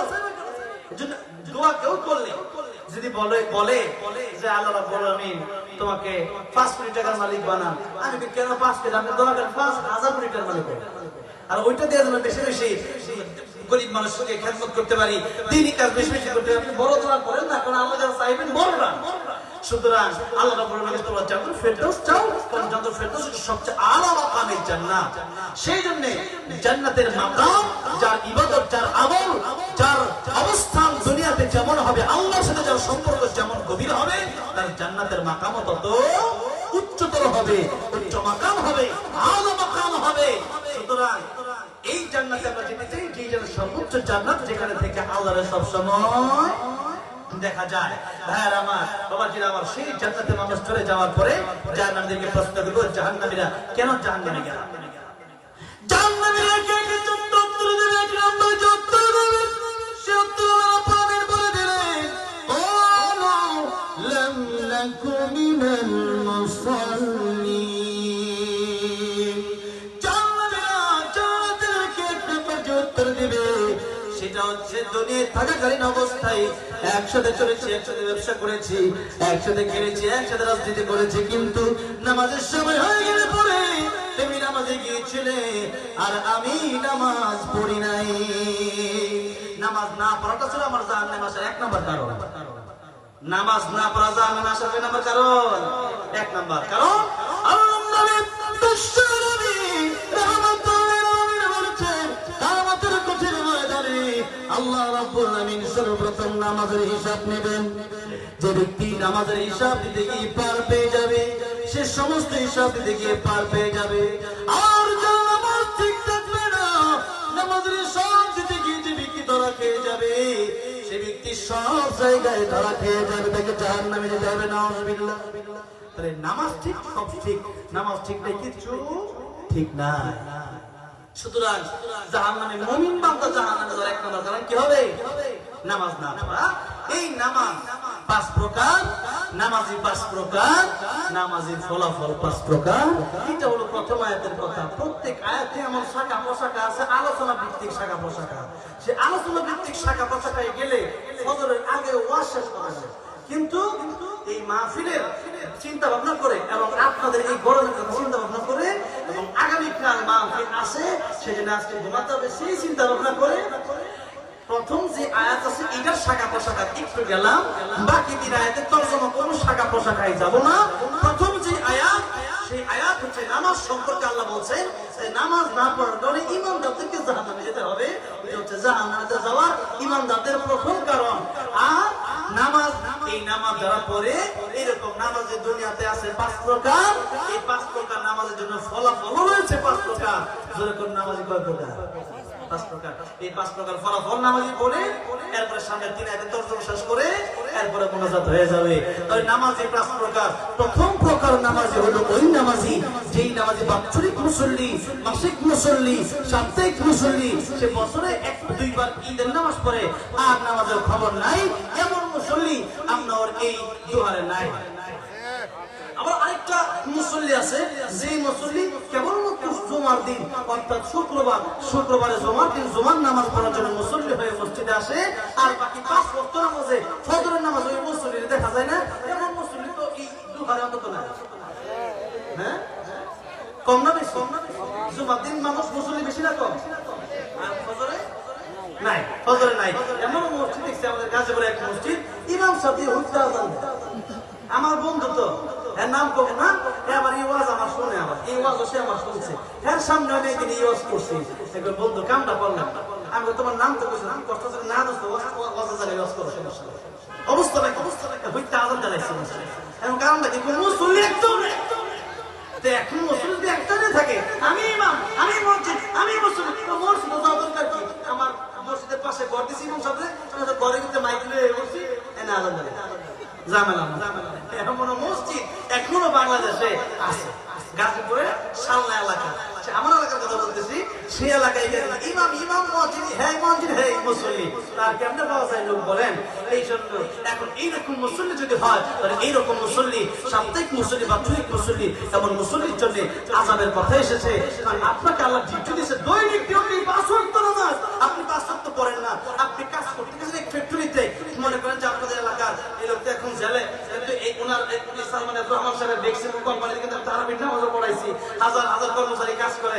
এখন মনে করেন কোন ফ্যাক্টরিতে আপনি কাজ করার জন্য গেলেন, যাওয়ার পরে আপনি যখন আপনাকে বেতন দেওয়া হবে, আপনার অফিসার দেখলো আপনি উপস্থিত ছিলেন 4 দিন, মাসে 4 দিন শুক্রবার উপস্থিত ছিলেন, আর সপ্তাহে 6 দিন কিন্তু আপনি উপস্থিত নাই, বেতন দিবে না চাকরি বাতিল হবে? কেন চাকরি বাতিল হবে? সারাদিন তুমি আসো না, পুরো মাসে তোমার জন্য মেশিন বন্ধ থাকে, তোমার জন্য আমার কাজ বন্ধ থাকে, আমি তোমার জায়গায় আরেক লোক থাকলে সে আরো ভালো কাজ করতো, আমার ফ্যাক্টরির উন্নত হতো। তুমি কি কাজ করলা? তুমি একটা মাস আসছো, এক মাস তুমি কাজ তো করোই নাই, তোমার মন চাইছে আইছো, মন চাইছে আসো নাই, তোমার মন চাই অনুযায়ী আমার ফ্যাক্টরি চলবে না, বরং আমার ফ্যাক্টরি আমার মন চাই অনুযায়ী চলবে। থাকলে থাকো, না থাকলে ভাগো। আল্লাহ রাব্বুল আলামিন, ও দুনিয়ার মানুষেরা, তাবারাকাল্লাযী বিয়াদিল মুলক, সব কিছুর মালিক আমি, তুমি আমার গোলাম। মালিক কে? আল্লাহ। গোলাম কারা? আমরা কারা? আমরা কি গোলাম? গোলাম থাকবে গোলামের মতো, গোলাম কই মন চাইলে আমি শুক্রবারে যাবো, আর মন চাইলে আমি ফজরের সময় যাইতাম না। কার কি? নামাজ পড়ে কারা কি করতে দেখছি না? এই যে দেখছি না, নামাজ পড়ে কারা কি করতে দেখছি কি দেখছি না? বোঝা যাবে কবরে যাওয়ার পরে। আপনি মানেন আর না মানেন, কবরে যেতে হবে। আপনি মানেন আর না মানেন, না মানার কিছুই নাই। আল্লাহ যেহেতু আপনাকে একসময় ছিলেন না, এখন আছেন, আবার বুঝি আল্লাহ কবরে গেলে ভোটের ভিতরে দিতে পারবে, পারবে কি পারবে না? সে আল্লাহ আমি আল্লাহ মালিক, তোমরা গোলাম। কিয়ামতের ময়দানে কিন্তু গোলাম বলে ডাক দেবো, জানাতে কারা যাইতা। ইয়া আইয়াতুহান নাফসুল মুতমাইন্না ইরজিই ইলা রাব্বিকি রাদিয়াতান মারদিয়া ফাদখুলি ফি ইবাদি ওয়াদখুলি জান্নাতি। আল্লাহ বলেন কিয়ামতের ময়দানে ফাদখুলি ফি ইবাদি, বলবেন আমার গোলামের অন্তর্ভুক্ত হও। আর যারা আমার গোলাম ছেড়ে দয়াতে ওয়াদখুলি জান্নাতি, যারা আমার গোলাম ছেড়ে আসো, আমার গোলামদের অন্তর্ভুক্ত একসাথে হও, এরপরে তোমরা জান্নাতে চলে যাও। গোলাম না হলে জান্নাতে যাওয়া সিস্টেম নাই। গোলাম আল্লাহ তাদেরকে ডাকতে বলবেন, ওয়ামতাজুল ইয়াওমা আইয়ুহাল মুজরিমুন, আজকে আলাদা হয়ে যাও আমার গোলাম থেকে। আমার গোলাম তুমি তো গোলামি করেছে, আমি তার কাছে পুরস্কার দেবো, তুমি পুরস্কার দিতে পারো না, তুমি আমার গোলামি করো না। ভাইরা বাবাজিরা, গোলামিটা নিজের ইচ্ছা হয় না, গোলামিটা আল্লাহর ইচ্ছায় হয়। কারণ আল্লাহ মালিক, আমি গোলাম, গোলাম নিজের ইচ্ছা চলতে পারে না। এই জন্য আমরা চলবো কার ইচ্ছায়? চলবো কার ইচ্ছায়? আল্লাহর ইচ্ছা। অনেকেই বলে যে নামাজ পড়লাম না তো কি হয়েছে, রোজা রাখলাম না তো কি হয়েছে, কোরআন শরীফের ওয়াজ শুনলাম না তো কি হয়েছে, এরা বলতেছে তাই কি হয়েছে, না হয়েছে কি হয়েছে। আল্লাহকে এত অহংকার করবো না। আল্লাহ বলে, ও দুনিয়ার মানুষ, ও দুনিয়ার জিনেরা, ইয়া মাশাআল জিন্নি ওয়াল ইনসি ইন ইসতাতাতুম আন তানফুযু মিন আকতারিস সামাওয়াতি ওয়াল আরদি ফানফুযু লা তানফুযুনা ইল্লা বিসুলতান ফাবিআইয়ি আলা'i রাব্বিকুমা তুকাযযিবান। দুনিয়ার মানুষেরা, আমার আইন যদি ভালো না লাগে, নামাজ যদি ভালো না লাগে, আমার গোলামি যদি ভালো না লাগে, এই যে আকাশের নিচে বসবাস করো, জমিনের উপরে বসবাস করো, ছেড়ে যাও, চলে যাও। আমার আকাশ জমিন ছেড়ে পারলে কোথাও বের হয়ে দেখাও। বের হওয়া সম্ভব? এখন আল্লাহ কইলা তানফুদুনা ইল্লা বিসুলতান, পারবা না। আমার আকাশ জমিন ছেড়ে যাবে কই যাবে? ইন্ডিয়া আমি আল্লাহ, আমেরিকা আমি আল্লাহ তো সৃষ্টি করছি। এটা কইছে ইউরোপ সব আমি আল্লাহ। চন্দ্র যাবা? কয়েকদিন আগে বিজ্ঞানী কয়েক মনে হয় একজন না কয়েকজন চন্দ্র পাঠাইছে না পাঠাইছে না, এই চন্দ্র যাবে ওটাও তো আমি আল্লাহ। কই যাবে? সব আমি আল্লাহ। বাবাকে সন্তান আমি আজকে ঢাকা যাবো, তুই একটু দোকানে বসিস। সন্তান দোকান তো বসলোই না, দোকানে 1000 টাকা আসলো ওইটা নিয়ে সেও গেছে পদ্মা সেতুর পারে মাওয়া ঘাটে সেই ইলিশ খেতে লেগে গেছে। এখন আপনি রাতের বেলায় যখন আসছেন আয়সা দেখলেন দোকানে কোনো বেচা কেনা তো নাই, ব্যাগের ভিতরে 1000 টাকা ক্যাশ থেকে গেছিল, ওই টাকা সে নিয়ে ঘুরতে গেছে। আপনি আসছেন, আপনি তার মারা জিজ্ঞাসা করতে গেলে কালু কই? আপনার কালুর মা কয় যে কালু তো না, সেটা ঘুরতে গেছে পদ্মার পারে।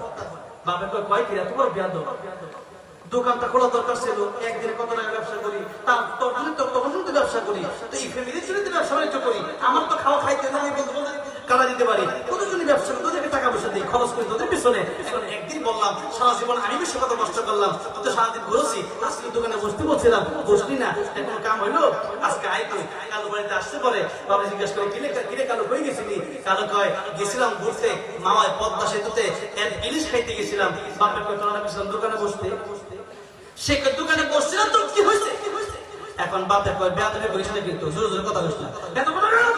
যখন কথায় কথা মুখে মুখে কথা হয়ে গেছে, এক কথায় দুই কথায় বাপের উঠছে রাগ। বাপের প্রতি কত বড় বেয়াদব, তোর জন্য এত টাকা ইনকাম করি, তোর জন্য কামাই, তোর জন্য ব্যবসা বাণিজ্য করি, তোর জন্য আরামের খুব হারাম করি, তোর জন্য মাথার কাম পায়ে থাকি, আর তুই কথা তো শুনলি না, আবার মুখের উপর মুখে কথা বললি, বের হয়ে যা, বাইরে আমার বাড়িতে বের। সন্তানকে তোমার বাইরে ছাড়া কেন আমার যাওয়ার জায়গা নাই? গাওয়া বুঝে নাই? সন্তান কি গাওয়া টাইপের সন্তান আছে না নাই? তোমার যাওয়ার, তোমার বাড়ি ছেড়ে যাওয়ার জায়গা নাই? আচ্ছা তুই যা, কই যাবি যা, তুই বাইরে থাকতে ভালো না। বাবা কিন্তু মনে পেটে, বাবা কিন্তু রাগ করে কইছে সন্তান যেন মাফ চায়, কিন্তু মাফ চায় না। এক কথা বলো না, এক গেছে নানির বাড়ি, বাপ কয় আমিও গেলাম, ছাতিটা দাও, জুতাটা দাও। হ্যাঁ, বাপও গেছে নানির বাড়ি, তুই দেখি কত দূর পর্যন্ত যাস, তোর যেখানে শেষ সেখান থেকে আমার শুরু, তুই কই যাস দেখি। বাপও গেছে, এটা আমার শাশুড়ি শ্বশুর বাড়ি, তুই তো থাকবি তো নানার বাড়ি, তোর নানা আগে না, আমি বিয়ে না করলে আমার শ্বশুর তোর নানা হয় না। না, শ্বশুর আগে না নানা আগে? আমার নানার বাড়ি, আমার বাপের আগে শ্বশুর ছিল না, আমার নানা আগে আসছিল। হ্যাঁ, আমার বাপের শ্বশুর ছিল আগে, পরে না আমার নানা হয়েছে। যে ছেলে আমার কথা শুনে ওই ছেলে আমার শ্বশুর বাড়ি থাকতে পারবে না, বেরো বেরো। ওই ছেলে এত বাপ বাড়ায় না, বাপের আব্বার লোক আবার উল্টা তর্ক করে, বাপ মারা না, আমি যাবো না, থাকতাম না। এই যে থাকতাম না পেয়ে গেল, এবার কাছে খালার বাড়ি, বাবা গিয়ে আমার বাইরের বাড়ি, আমার বাইরা না হইলে, আমার শালি না হইলে তোর আর তোর খালা হইতো না। কথা ঠিক না ঠিক? আচ্ছা গেলাম, এবার গেছে ফুপুর বাড়ি, তো দূরে গেল না কাছে গেল, দূরে গেল না কাছে গেল। আগে রক্তের সম্পর্ক ছিল, এখন রক্তের সম্পর্ক বুইনের বাড়ি, তার তো ফুপুর বাড়ি। বাবা নয় যে এটা তোর ফুপুর বাড়ি, আমার বুই না হইলে তোর ফুপু, আমার বুই হয়েছে দেখেই তোর ফুপু। কথা ঠিকটা ঠিক বলে, আগে আমার বুই, পরে তোর ফুপু। এবার সে বুঝছে না, বাপ ছাড়া তো আমি জন্মই দিতাম না, আর যত আত্মীয় বাপের আগে পরে আমার। কথা ঠিক না ঠিক? আর সব বাপের কারণে, যেরকম কথা ঠিক না ঠিক না।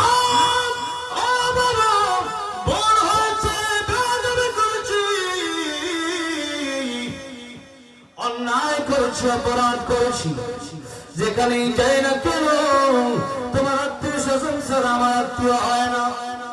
ও বাবা, তুমি জন্ম দেওয়ার তো পৃথিবীতে আসতে পারতাম না। ও বাবা, আমার ভুল হয়ে গেছে, আর করবো না। ও বাবা, আমারে ক্ষমা করে দাও। যেই মাত্র বলছে ক্ষমা করে দাও, এমনি বাপে কয় আয়, বুকে আয়। বাপে একটা চুমো দেয়, কপালে একটা দেয়, গালে একটা দেয় নাকি। ও সন্তান রে, ও কালো রে, তোর জন্য কত দৌড়ালাম, এত দৌড় কেন বাড়াইলি? ও সন্তান রে, বাড়ি থেকে বের হওয়ার জন্য আমি মন থেকে বলি নাই রে সন্তান, এত দূর পর্যন্ত তুই কেন গেলি, কেন আমায় দৌড় পাড়ালি? সন্তান রে, এই পর্যন্ত তোরে আমি বাড়ি থেকে বের হওয়ার জন্য বলেছি একটাই কারণে, যাতে করে তুই তোর ভুল স্বীকার করিস আর আমার কাছে ক্ষমা চাস। আয়, কোনদিন তোর দেখি না, আয় আমার সাথে আয়, বাড়ি যাবো চল। আয় করে থাকিস না, বেচারা আমারও ভালো লাগে না। এবার বাবা তারা সুমা দেয়, চিপস কিনে দেয়, আইসক্রিম দেয়। আল্লাহ কয় বান্দারে আমার কাছ থেকে দূরে যাইস না ও বান্দা, আমি আল্লাহ রাব্বুল আলামিন জানি। আমি আল্লাহ তোরে বের হতে বলেছি কেন, এটা আমি রাগ করে কইছি। যদি তুই কস যে তোমার দুনিয়া ছাড়া তুমি আল্লাহ ছাড়া যাওয়ার জায়গা না, তো কই যাবি? যা দেখা তুই যাইতে পারবি না। লা তানফুযুনা ইল্লা বিসুলতান। আমার কাছ থেকে চলো, কোথায় যাওয়ার মতো সামর্থ্য তোর আছে না নাই, সুতরাং যাওয়ার যেহেতু কোনো জায়গা নাই। লা তাকনাতু মির রাহমাতিল্লাহ, ইন্নাল্লাহা ইয়াগফিরুদ যুনুবা জামিআ, ইন্নাহু হুয়াল গফুরুর রাহিম। বান্দারে আয় ফিরে আয়, বান্দারে আমার রহমত থেকে নিরাশ হয়ে যাস না। আমি আল্লাহ রাব্বুল আলামিন আকাশ জমিনতে যাওয়ার মতো কোনো জায়গা নাই। বান্দারে আমি আল্লাহ তোর সৃষ্টি না করলে তুই সৃষ্টি হতি না, তুই কথা বলতে পারতি না। আমি আল্লাহ তোর জবান না দিলে তুই দেখতে পারতি না। আমি আল্লাহ তোর দৃষ্টি শক্তি না দিলে তুই হাত নাড়াতে পারতি না। আমি আল্লাহ হাতে শক্তি না দিলে তুই চলতে পারতি না। আমি আল্লাহ তোর পা না দিলে ও বান্দারে ফিরে আয়, আমার রহমতের দিকে ফিরে আয়। আমার রহমতের দিকে ফিরে আসলে বান্দারে শুধু মাফ করবো না, আজকের এই রস মাহফিলের ভিতরে বান্দারে ক্ষমা চা, আমি আল্লাহ তোর সুযোগ করে দিলাম।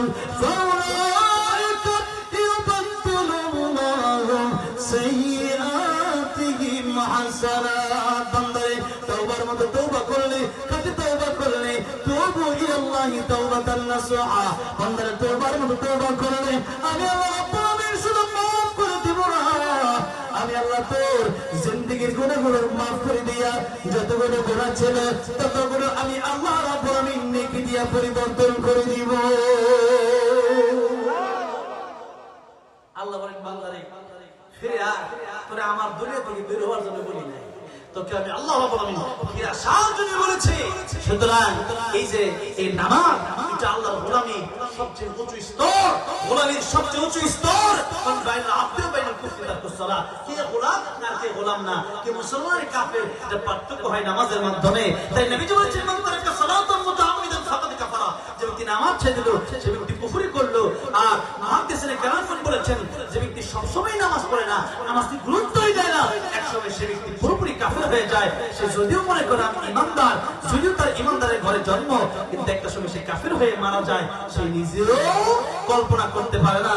সেই জন্য 5 নম্বর এইরকম মুসল্লির জন্য জাহান্নামের আযাব অপেক্ষমান।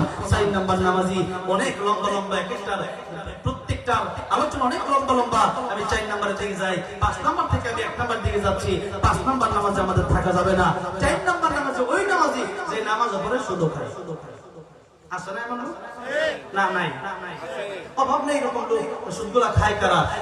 জানুবি হারবিন মিনাল্লাহি ওয়া রাসূলিহি, আল্লাহ বলেছেন কোরআন শরীফে যে ব্যক্তি সুদ খেলো সে ব্যক্তি আমি আল্লাহ এবং আল্লাহর সাথে যুদ্ধ করলো। নাউযুবিল্লাহ। এখন এরপরে হচ্ছে নামাজও পড়ে, হারাম অন্যান্য ইনকাম তার আছে, হারাম খেলে নামাজ কবুল হয় না। এই নামাজ আপনার গুনাহ থেকে বাঁচাবে কেমনে? এরপরে নামাজ পড়ে কিন্তু ঠিকঠাক পড়ে না, এর অনেকগুলো শাখা প্রশাখা এই আলোচনার। সেই জন্য এর মধ্যে অন্যতম আলোচনা হচ্ছে হারাম খেয়ে নামাজ পড়লে সেই নামাজ কবুল হবে না। এর মধ্যে আরেকটা ব্যাপার হচ্ছে নামাজও পড়ে কোরআন তেলাওয়াত শুদ্ধ নাই, নামাজ হবে না। কেন আপনি কোরআন তেলাওয়াত শুদ্ধ করলেন না? দুনিয়ার সব কিছু শিক্ষা গ্রহণ করে এরপরে সেই কাজ করা লাগে। আপনি মনে করেন ড্রাইভারি জানেন না, এখন আপনি ড্রাইভারি শুরু করে দিলেন, আপনি একবার ঢাকা এবং বরিশালের হাইওয়ে রোডে আপনি ড্রাইভারি শুরু করে দিলেন, বলেন অ্যাক্সিডেন্ট করবেন কি করবেন না? শুধু আপনি বলবেন না, আরেকটা অ্যাক্সিডেন্ট হয়ে মরবেন। কথা ঠিক না ঠিক? কেন? আপনি ড্রাইভিং জানেন, আপনি ড্রাইভিং করতে গেলে আপনি মারা যাবেন। ব্যবসা জানেন না, আপনি ব্যবসায় কি মনে করলেন যে আমার কাছে 20 লাখ টাকা আছে, একটা ব্যবসা শুরু করে দেই, ব্যবসা হয়ে যাবে। ব্যবসা কি এত সহজ? হ্যাঁ, যারা করছে এখন জিগায় এরকম ব্যবসা কত কোটিপতি জীবনে মায়ের খেয়ে বসেছে, খালি টাকা আছে, বসে টাকা খরচ করবো, 1 কোটি টাকার মাল কিনবো, 2 কোটি টাকা বেচবো। এত সোজা না, অনেক শিক্ষা ব্যাপার স্যাপার আছে। এই ব্যবসাটা শিক্ষা, আপনি যদি শিক্ষা গ্রহণ না করেন, ব্যবসা করতে বসেন বসেন এরকম 2-5 লাখ টাকা 1 কোটি টাকা নামলে দেখবেন 2-5 মাস পরে 1 কোটি টাকা নাই, কিছুই নাই, যা ইনভেস্ট করছেন তাও দেখবেন নাই হয়ে গেছে, লাভ তো দূরের কথা। সেই জন্য ব্যবসায় যদি আমরা শিক্ষা গ্রহণ না করি, ব্যবসা করে ব্যবসায় লস হতে হয়, ঠিক তেমনি ভাবে আপনি দুনিয়ার যত আমল আছে আমলগুলো হতে হবে আল্লাহর হুকুমে, নবীর তরিকায়। কার হুকুমে? আল্লাহর হুকুমে, নবীর তরিকায়। যেমন নামাজ, ফজরের ফরজ নামাজ 2 রাকাত, আপনি চিন্তা করলেন যে আমি 2 রাকাত জায়গায় আজকে ফরজ 10 রাকাত পড়ে নেব, আল্লাহ কাছে 2 রাকাত পড়ো, আপনি 10 রাকাত পড়ে নেবেন, তাহলে কি মনে করেন এই 10 রাকাত পড়লে কি ফজর হবে? বলেন ফজর হবে? হবে না। এরপরে রাসূল সাল্লাল্লাহু আলাইহি ওয়াসাল্লাম যেভাবে নামাজ পড়তে বলেন ওইভাবে আপনি পড়লেন না, আপনি অন্য সিস্টেমে নামাজ পড়লেন। মনে করেন সেজদা দেওয়ার কথা 2টা, আপনি সেজদা দিলেন একবার 20টা, কি মনে করেন নামাজ হবে? আল্লাহর হুকুম, রাসূলের তরিকা, আল্লাহর হুকুম, রাসূলের তরিকা, এই 2টা ছাড়া আমল কবুল হবে না। তাহলে নামাজ ভঙ্গের কারণ 19টা, নামাজ ভঙ্গের কারণ কয়টা? 19টা। এর মধ্যে প্রথমটা কি? নামাজ অশুদ্ধ পড়া। নামাজে কোরআন শরীফ যারা অশুদ্ধ পড়ে, লামে জলে যদি হয়ে যায়, অর্থ যদি চেঞ্জ হয়ে যায়, কুল হুয়াল্লাহু আহাদ, হে রাসূল আপনি বলুন আল্লাহ এক, এখন আপনি বলেন কুল হুয়াল্লাহু আহাদ, এই যদি আপনি বলুন আল্লাহু আহাদ। আল্লাহর কথা আপনি কোরআন শরীফের আয়াত মিলছে? কেন মিলল না? আপনি কোরআন শরীফ ভুল করছেন। আলহামদুলিল্লাহি রাব্বিল আলামিন, সমস্ত প্রশংসা আল্লাহর জন্য, আলহামদুলিল্লাহ। এখানে আপনি আলহামদুলিল্লাহ, সমস্ত ডাস্টবিন, সমস্ত ময়লা আল্লাহর জন্য, আলহামদুলিল্লাহ করে হাত জায়গায় হাত পড়েন। আপনি কোরআন শরীফ ভুল বললেন, নামাজও হবে? কেমন হবে? নামাজ হচ্ছে না, এই কোরআন ঠিক করতে হবে। আরেকটা হাদিস বলে, আমি প্রথম বিষয় শেষ করে আর দ্বিতীয় বিষয় শেষ করে আর 3টার দিকে যাব। সেই বিষয়টা হচ্ছে যে আল্লাহ নবী কবরের পাশ দিয়ে যাচ্ছেন, 2টা কবর ছিল সেখানে। কয়টা কবর? 2টা কবর। আল্লাহ নবী সাল্লাল্লাহু রাহমাতুল্লাহ বলেন এই 2টা কবরে আযাব হচ্ছে। 1 নাম্বার কবরে আযাব হচ্ছে কারণ হচ্ছে একটা লোক এই যে কবরে আছে, এই লোকটা দুনিয়া থাকার অবস্থায় পেশাব থেকে সে পবিত্র হতো না। পেশাব থেকে পবিত্র না হওয়ার মুহাদ্দিসিনে কেরাম কয়েকটা ব্যাখ্যা করেছেন। এর মধ্যে একটা ব্যাখ্যা হচ্ছে সে রাখাল ছিল, গরু ছাগলের পেশাব তার গায়ে লেগেছে। আরেকটা ব্যাখ্যা হচ্ছে সে পেশাব যখন করেছে, যে কোনো জায়গায় সে পেশাব দিলে আমরা করি, এখন পেশাব করার সময় পেশাবের সিরাটা উল্টা কাপড়ে এসে লাগতে পারে, এই অপবিত্র থাকা। আরেকটা ব্যাখ্যা হচ্ছে যে আপনি পেশাব করার পরে টিস্যু নিলেন না, ঢিলা কোনো কিছুই নিলেন না, এরপরে পানিও নিলেন না, আপনি পবিত্র হতে পারলেন না। আর বিশেষ করে পুরুষরা পেশাব করার 1 থেকে 1.5 মিনিট, 2 মিনিট, কারো 2.5 মিনিট পর্যন্ত পেশাব পড়তেই থাকে। ওই সময়টা আপনি ঢিলা কোনো কিছুই নিলেন না, আপনি এই অপবিত্র অবস্থায় নামাজে গেলেন, এই নামাজটা আপনার কেমন কবুল হবে? শরীর পাক, কাপড় পাক, নামাজের জায়গা পাক, আপনার শরীরও পাক নেই, কাপড়ও পাক নেই, আপনি নামাজটা কেমনে পড়বেন বলেন? আল্লাহ নবী বললেন এই ব্যক্তিটা অপবিত্র থাকার কারণে কবরের সবচেয়ে ভয়ঙ্কর আযাবটা হচ্ছে। বলেন এবার কয়জন টিস্যু নেন? কয়জন নিরাপদ নেন? কয়জন ঠিক মতো পানি খরচ করেন? বলেন। বিশ্বের বর্তমানে উন্নত দেশগুলোতে, থাইল্যান্ড থেকে যাচ্ছিলাম মালয়েশিয়াতে, সেই থাইল্যান্ডে এয়ারপোর্টে দেখলাম সেখানে ওয়াশরুম, মানুষ ওয়াশরুমে সেখানে পানির ব্যবস্থা নেই, শুধু টিস্যুর ব্যবস্থা আর ফ্লাশ আছে, পানিতে নিবে সেই ব্যবস্থা নেই। তারপরে যেখানে পেশাব করে সেখানে তো পানি নাই। এই হইল অবস্থা, পানির ব্যবস্থা নাই। এই হচ্ছে আজকে পৃথিবীর উন্নত সব রাষ্ট্রগুলোর অবস্থা, পানির ব্যবস্থা। এটাই কোনো সভ্য সমাজ হতে পারে? এই হলো সমাজ। ভাইরা, সমাজের এই পবিত্রতা অর্জন না করলে আপনার কবরের সবচেয়ে ভয়ঙ্কর আযাব হবে, মনে রাখবেন। 2, আরেকটা কবরের আযাব হচ্ছে সে কি চুগল করছিল, একজনের কথা আরেকজনে লাগাইছে, তার কথা হেরা লাগাইছে, এর কথা হেরা লাগাইছে, এইটাই ছিল তার কাম। এই গুণটা করার কারণে তার কবর কি হচ্ছে? আযাব হচ্ছে। এই 2 গুণ থেকে আল্লাহ আমাদেরকে হেফাজত করেন, বলেন আমিন। বলার উদ্দেশ্য হলো নাপাকি অবস্থায় আমি আপনি নামাজে গেলে পরে নামাজ হবে না। গোসলের ফরজ জানে না, গোসলের সময় সুন্দর করে পুরো শরীর মাজলো, সুন্দর করে ফেস ওয়াশ দিল, উনি করে না, নাকে পানিতে নেওয়া অসংখ্য লোক আছে মুসলমান, কিন্তু না গোসলের ফরজ জানে না, ওযুর ফরজ জানে না, নামাজ হবে কেমনে? নামাজ ঠিকঠাক না পড়লে নামাজ হবে। নামাজ ঠিকঠাক না পড়ার আরো অনেকগুলো 100 অর্থ আছে, এর মধ্যে 3-4টা বললাম। এর মধ্যে আরেকটা হচ্ছে নামাজের ভিতরে আপনি আছেন না, আপনার দেহ আছে মসজিদে আর মন হইল আপনার বিদেশে, দেহ হইল মসজিদে, মন হইল শ্রীনগরে, দেহ হইল মসজিদে, মন হইল আপনার সেই মামা ঘাটে। কেন যাই রে কথা ঘুরাইলাম, কি করছিলাম একটু মনে করে, হারে খুব ভালোই লাগছিল, আলহামদুলিল্লাহ রাব্বিল আলামিন। কাল কাছে ইলিশ মাছটা খাইছিলাম, লগে বেগুনও ছিল, মাশাআল্লাহ খুব মজা। আবার কবে যাবো? আর রহমানির রহিম মালিক ইয়াউমিদ্দিন ইয়াকা না'বুদু ওয়া ইয়াকা নাস্তাইন। কালকে বিকালে যাওয়া যায়। এই যে নামাজ পড়তেছেন, এই নামাজ বলেন আমাদের আছে না নাই এমন নামাজ? ইনশাআল্লাহ। না না সমস্যা নেই, সমস্যা নেই। আপনার নাম কি?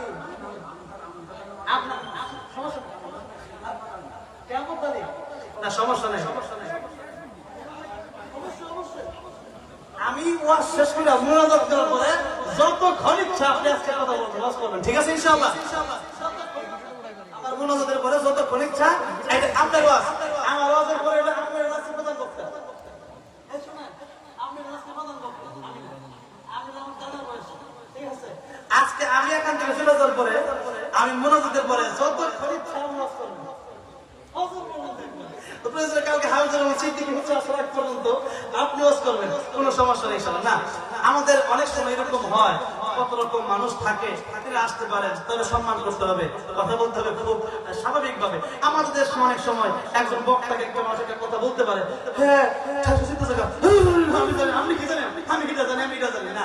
এই অহংকারপূর্ণ আচরণ, এই হিংসাত্মক মনোভাব নেওয়া যাবে না। আমাদের সাথে এমন আচরণ করতে তারা যেন মনে করে উনি একজন আলেম, আচরণটা এত ভালো যে উনি একজন দিনের দায়ী, অবশ্যই একজন আলেমের যোগ্য, যেন মনে করে। আর তা না হলে আমি আমার খুব জাহের করলাম, এরকম অনেকে এইরকম ধমকবাজি করে। আল্লাহ এরকম বক্তাদেরকে হেফাজত করে, যেটা বলেন আমি যাই হোক উনি আসছে, ইনশাআল্লাহ উনি আমার পরে ইনশাআল্লাহ ওয়াজ করবে, আপনারা শুনেন। এবার আসেন সামনের দিকে যাই। বলতেছিলাম নামাজের ভিতরে যদি মন মানসিকতা ঠিক না থাকে, নবীজি বলেছেন নামাজ কেমনে পড়বা, নামাজ কেমনে পড়বা? তুমি আল্লাহকে দেখতেছো, আল্লাহ তোমাকে দেখতেছে। ও বাবা মুসেরা, তুমি যদি আমার নাও দেখো, তোমার যদি সেই রকম অবস্থা তৈরি না হয়, মনে রাখবা আল্লাহ কিন্তু 24টা ঘন্টা ঠিকই তোমারে দেখতেছে। এই চিন্তা তুমি করবা। নামাজের ভিতরে যারা ঠিকঠাক নামাজ পড়ে এরাও জাহান্নামে যাবে। ঠিকঠাক নামাজের জন্য যারা চেষ্টা করবে, কোরআন শুদ্ধ করবে, হারাম খাবে না, নামাজ কেবলমাত্র আল্লাহর জন্য করবে এবং নামাজের ভিতরে ধ্যান খেয়াল আল্লাহ থেকে করবে। যে একজন এমপি সাহেবের সামনে আমি যখন গেলাম, আমার কত বিনয়, আমার কত সুন্দর আচরণ, স্যার কেমন আছেন স্যার?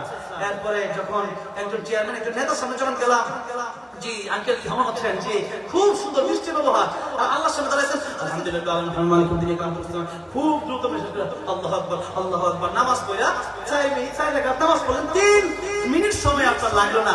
বলেন নামাজটা কি ঠিকঠাক হইলো? নামাজটা কিন্তু ঠিকঠাক হইলো না। আল্লাহর সাথে কিন্তু আপনার সম্পর্ক আপনি গভীর করতে পারলেন না। ঠিকঠাক নামাজ যারা পড়বে চিন্তা করবে আমাকে আল্লাহ দেখে, আমি আল্লাহকে দেখি, এরকম চিন্তা যারা করবে তাদের জন্য জান্নাতের ঘোষণা জোরে কর সুবহানাল্লাহ।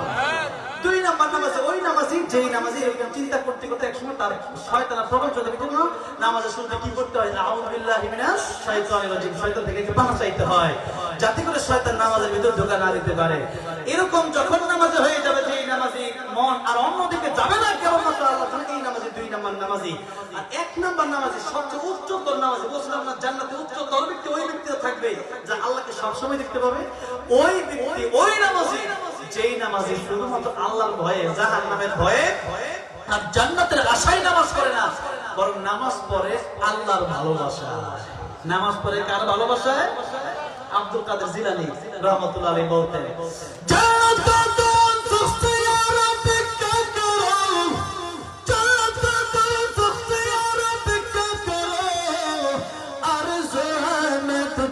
देखा करो आरज़ू है मैं तुझसे देखा करो।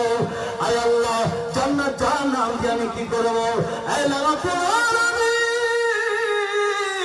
জানলাম, ওই জানলামের যদি তুমি আমার দিয়া দাও, জান্নাতে যদি আমি নাও যেতে পারি, আল্লাহ রাব্বুল আলামিন তোমার যদি একটা নজর আমি আব্দুল কাদের জিলানী দেখতে পারি, জান্নাত আর দোজখ সে আরবে কিয়া করো। আয় আল্লাহ জান্নাত জাহান্নাম দিয়ে আমি কি করব? আল্লাহ রাব্বুল আলামিন ওই জাহান্নামের ভিতরে যদি আমার টাকা লাগে, আর সে জাহান্নামের ভিতরে থেকে যদি তুমি আল্লাহকে একটা নজর দেখতে পারি, তোমার দিদার যদি আমি আব্দুল কাদের জিলানী নসিব হয়ে যায়, আমি আব্দুল কাদের জিলানীর অন্তরের কোনো দুঃখ থাকবে না। আল্লাহ জান্নাত আগে চাই না, আল্লাহ আগে তোমার চাই। আল্লাহ তোমার ছাড়া আমি জান্নাত তো চাই না। আল্লাহু আকবার। জান্নাতে যাওয়ার পরে আল্লাহ জিজ্ঞেস করবেন, ও জান্নাতি, তোমরা জান্নাতে এসে খুশি না বেজার? জান্নাতের সব জান্নাতি একরকম না। আর 15 মিনিটে শেষ হয়ে যাবে দোয়া সহ ইনশাআল্লাহ। সব জান্নাতের একরকম না, বলছিলাম সবার স্তর ভিন্ন। সাধারণ জান্নাতি একদিকে আর আল্লাহর ওলিরা থাকবে আরেক দিকে। আল্লাহর প্রিয় গোলাম যারা তারা থাকবে আরেক দিকে, আর যারা আল্লাহর পয়গম্বর তারা থাকবে সবচেয়ে উচ্চ মাকামে। তারা বলবে আল্লাহ আমরা এখনো খুশি না, আমরা এখনো খুশি না। আল্লাহ বলবেন বাড়ি দিলাম, গাড়ি দিলাম, নারী দিলাম, বড় মান দিলাম, আর কি চাও? মন চাই জিন্দিগি যা মন চাই তাই, আর কি চাও? তখন তারা বলবে, সবচেয়ে উচ্চতর স্তরের জান্নাতীরা বলবে জান্নাত দাও জোসে আরবি কা করো, জান্নাত দাও জোসে আরবি কা করো, আরজু है हम तुझसे देखा करो, आरज़ू है हम तुझसे देखा करो, वमा कान यरजू लिक़ाء रब्बिह फलयअमल अमलन सालिहा वला युशरिक बिइबादति रब्बिह अहादा। আল্লাহ বলেন শিরক মুক্ত ঈমান আর নেক আমল যারা করবে তাদের সাথে আমি আল্লাহ দেখা করব, আর জান্নাতের ভিতরে আমি আল্লাহ দিদার হবে সবচেয়ে বড় নিয়ামত। আল্লাহু আকবার। সেই জান্নাতের ভিতরে আল্লাহ রাব্বুল আলামিন একটা মাহফিল করবেন, এবং জান্নাতের মাহফিল, সেই জান্নাতের মাহফিলে আল্লাহ রাব্বুল আলামিন আল্লাহ রাব্বুল আলামিন নিজেই থাকবেন সভাপতি, আমার নবী থাকবেন প্রধান অতিথি, আর বিশেষ অতিথি থাকবেন দাউদ পয়গম্বর। আল্লাহু আকবার।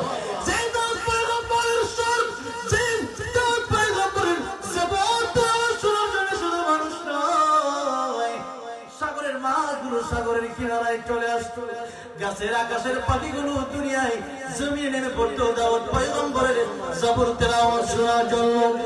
সেই দাউদ পয়গম্বরকে আল্লাহ বলবেন দাউদ রে আজকে জান্নাতের ভিতরে জান্নাতীদেরকে আমার কোরআন থেকে সূরা তাহা তেলাওয়াত করে শোনায়া দাও। তখন দাউদ আলাইহিস সালাম তেলাওয়াত করবে, শত শত বছর চলে যাবে, জাহান্নামের বেহুশ হয়ে যাবে তেলাওয়াত শুনে। আল্লাহ জিজ্ঞাসা করবেন আরো মজার তেলাওয়াত আছে তোমরা শুনবা? তখন জান্নাতীরা বলবে আরো মজার তেলাওয়াত দিলে কেমনে সম্ভব?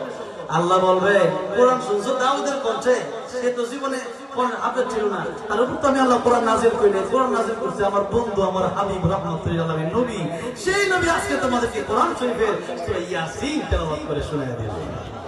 এবার শুরু হবে বিশ্বনবীর তেলাওয়াত। যেই নবীর তেলাওয়াত আবু জাহেল উতবা সাইবা একদিকে কোরআনের বিরোধিতা করতো, আরেকদিকে নবীর তেলাওয়াত রাতের অন্ধকারে পলায়া পলায়া শোনার জন্য আসতো। সুবহানাল্লাহ। সেই নবীর তেলাওয়াত যখন শুরু হয়ে যাবে তখন নবী তেলাওয়াত শুরু করে দিবেন ইয়াসিন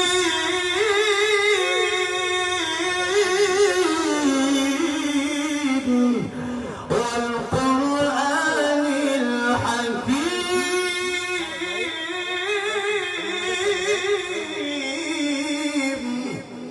আল্লাহ নবীর তেলাওয়াত শুনে হাজার হাজার বছর চলে যাবে, মানুষ দিশেহারা হয়ে যাবে। তেলাওয়াত আল্লাহ বলবেন নবী আপনি এবার তেলাওয়াত বন্ধ করেন। এবার নবীর তেলাওয়াত যখন শেষ হবে জান্নাতীরা বলবে আল্লাহ এত তাড়াতাড়ি শেষ হয়ে গেল, কয়েক মিনিটের মধ্যে মনে হয় শেষ হয়ে গেছে। আল্লাহু আকবার। অতঃপর আল্লাহ জিজ্ঞাসা করবে জান্নাতীরা এর সে আরো মজার তেলাওয়াত তোমরা কি শুনতে চাও? জান্নাতীরা বলবে আল্লাহ আরো মজার তেলাওয়াত জীবন কেমনে শুনবো, আরো মজা কেমনে হয়? যে ব্যক্তি জীবনে রসগোল্লা খাইছে সে বুঝবে রসগোল্লার মজা, কথা ঠিক না ঠিক? একজন জীবনে কাঁচা মরিচ খাইছে জাল না মিষ্টি সে বুঝবে, বুঝবে না এটা জাল আমার কি জিনিস, একটু খাওয়াই দিই, একটু খাওয়াই দিই, দাও কামড় দাও কামড়। এখন কেমন লাগে তোর জাল? জালটা কিন্তু এই যে কেমন লাগছে এটাই জাল, এটাই জাল। এখন আল্লাহর দিদার এটা না দেখলে তো এটা ওয়াজ করে তোর বোঝানো সম্ভব না। তুমি জান্নাত আল্লাহ তুমি দেখার তৌফিক দাও সবাই দিও জোরে করে আমি দিকে দেখবো সেদিন বোঝাবে আল্লাহ দিদার মজা কারে কয়। দুনিয়ার মানুষ একজন আরেকজন দেখে পাগল হয়ে যায়, এরপরে আত্মহত্যা করে। আর যে আল্লাহ সৃষ্টি করলো সেই আল্লাহ কতই না সুন্দর, সে আল্লাহ সেদিন বলবে ও জান্নাতীরা এতক্ষণ শুনছো দাউদ নবীর কণ্ঠে কোরআন তেলাওয়াত, এতক্ষণ শুনছো আমার নবীর কণ্ঠে কোরআন তেলাওয়াত। আর আমার রহমান আল্লাহ বলবেন রহমান শুনছো, রহমান কে? এটা তো শুনছো খালি আমি সেই রহমান, আল্লাহু আকবার, আমি সেই রহমান। রহিম শুনছো আনা রহিম, আমি সেই রহিম। গফফার শুনছো আনাল গফফার, আমি সেই গফফার। সাত্তার শুনছো সেই সাত্তার শুনছো। দেখো নাই তুমি দেবলুক করছো, আমি আল্লাহ পাওয়ার আশায় তাহাজ্জুদ করছো, আমাদের ঘুম হারাম করছো, শীতের রাতে ওযু করছো, এরপরে ঘুমাইতে মন চাইছে, এরপরে দেহটারে বাড়ি মেরে কিছু না, আমার আল্লাহ আমার ডাকে নামাজে যাওয়ার জন্য, নামাজে চলে গেছো, আমার জন্য করছো, আমার ভালোবাসাই করছো বান্দারে। আজকে আমি আল্লাহ নিজে তোমাদেরকে কোরআন তেলাওয়াতের সূরা রহমান তেলাওয়াত করে শোনায়া আমি তোমাদেরকে ধন্য করে দেব। আত্মজোরে কোন আল্লাহু আকবার। আল্লাহ দিদার নসিব হয়ে যাবে। ভাইরা বাবাজিরা, এই নামাজি হতে হবে এক নম্বর নামাজের মতো নামাজি, যেই নামাজি আমরা নামাজ কেবলমাত্র আমরা কেবলমাত্র এই আল্লাহর ভয়ে, অবশ্যই আল্লাহর ভয় থাকাই লাগবে। আল্লাহর ভয়ে নামাজ না পড়লে সে ব্যক্তিকে নামাজ ইন্নাস সালাতা তানহা আনিল ফাহশাই ওয়াল মুনকার, নিশ্চয়ই নামাজ মানুষকে অশ্লীলতার গুনাহ থেকে বাঁচায় দেয়। কোন নামাজ? যেই নামাজ ভিতরে দাঁড়ায় মানুষ আল্লাহকে ভয় করে। কারণ আল্লাহকে ভয় করে যেই নামাজে দাঁড়ায় মানুষ, সেই নামাজের বাইরে এক সময় তার মনে হবে আরে নামাজের ভিতরে যে আল্লাহ আমার দেখে, নামাজের বাইরেও তো আমার আল্লাহ, সেই আল্লাহ দেখে। কথা বলেন ঠিক না ঠিক? আল্লাহ তো আমরা সব জায়গায় দেখি। এই চিন্তা যদি অন্তরে একবার ঢুকতে পারে, সে ব্যক্তি গুনাহ করতে পারে কেন? সে ব্যক্তি জানে দুনিয়ার কেউ দেখে না, দেখে একজন তিনি কে। দুনিয়ার কেউ শুনে না, শুনে একজন তিনি কে। সে আল্লাহ দেখতেছেন, সে আল্লাহ শুনতেছেন। এমন যদি নামাজে হয়ে যেতে পারে, আমার নামাজ হয়ে যাবে সুন্দর। এই নামাজ আমাকে সব পাপাচার থেকে দুনিয়াতে বাঁচাবে, পরকালের জান্নাতে উচ্চ মাকাম আমাকে এই নামাজ নিয়ে যাবে, আর আল্লাহর দিদার নসিব হয়ে যাবে, অনন্তকালের জন্য জান্নাত আমার নসিব হয়ে যাবে। কিয়ামতের ময়দানে প্রথম হিসাব নামাজের ভিতরে আমি যদি পাস হয়ে যাই, অন্য সমস্ত হিসাব সহজ হয়ে যাবে আমার জন্য।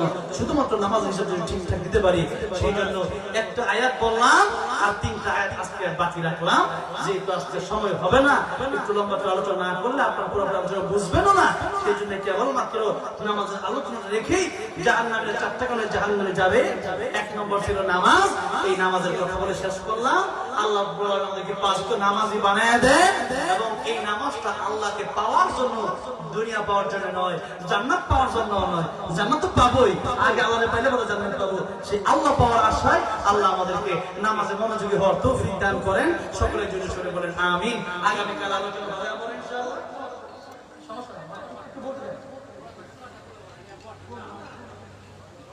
আচ্ছা, এখনই দোয়া হবে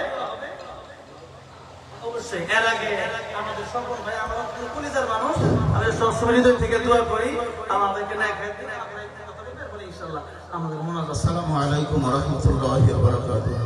সম্মানিত হাজিরিন, আমরা দীর্ঘ 1 বছর পরে এখানে সবাই একত্রিত হইতে পারছি। আমাদের অনেকের অনেক কষ্টের বিনিময়ে, অনেক শ্রমের বিনিময়ে আমরা সবাই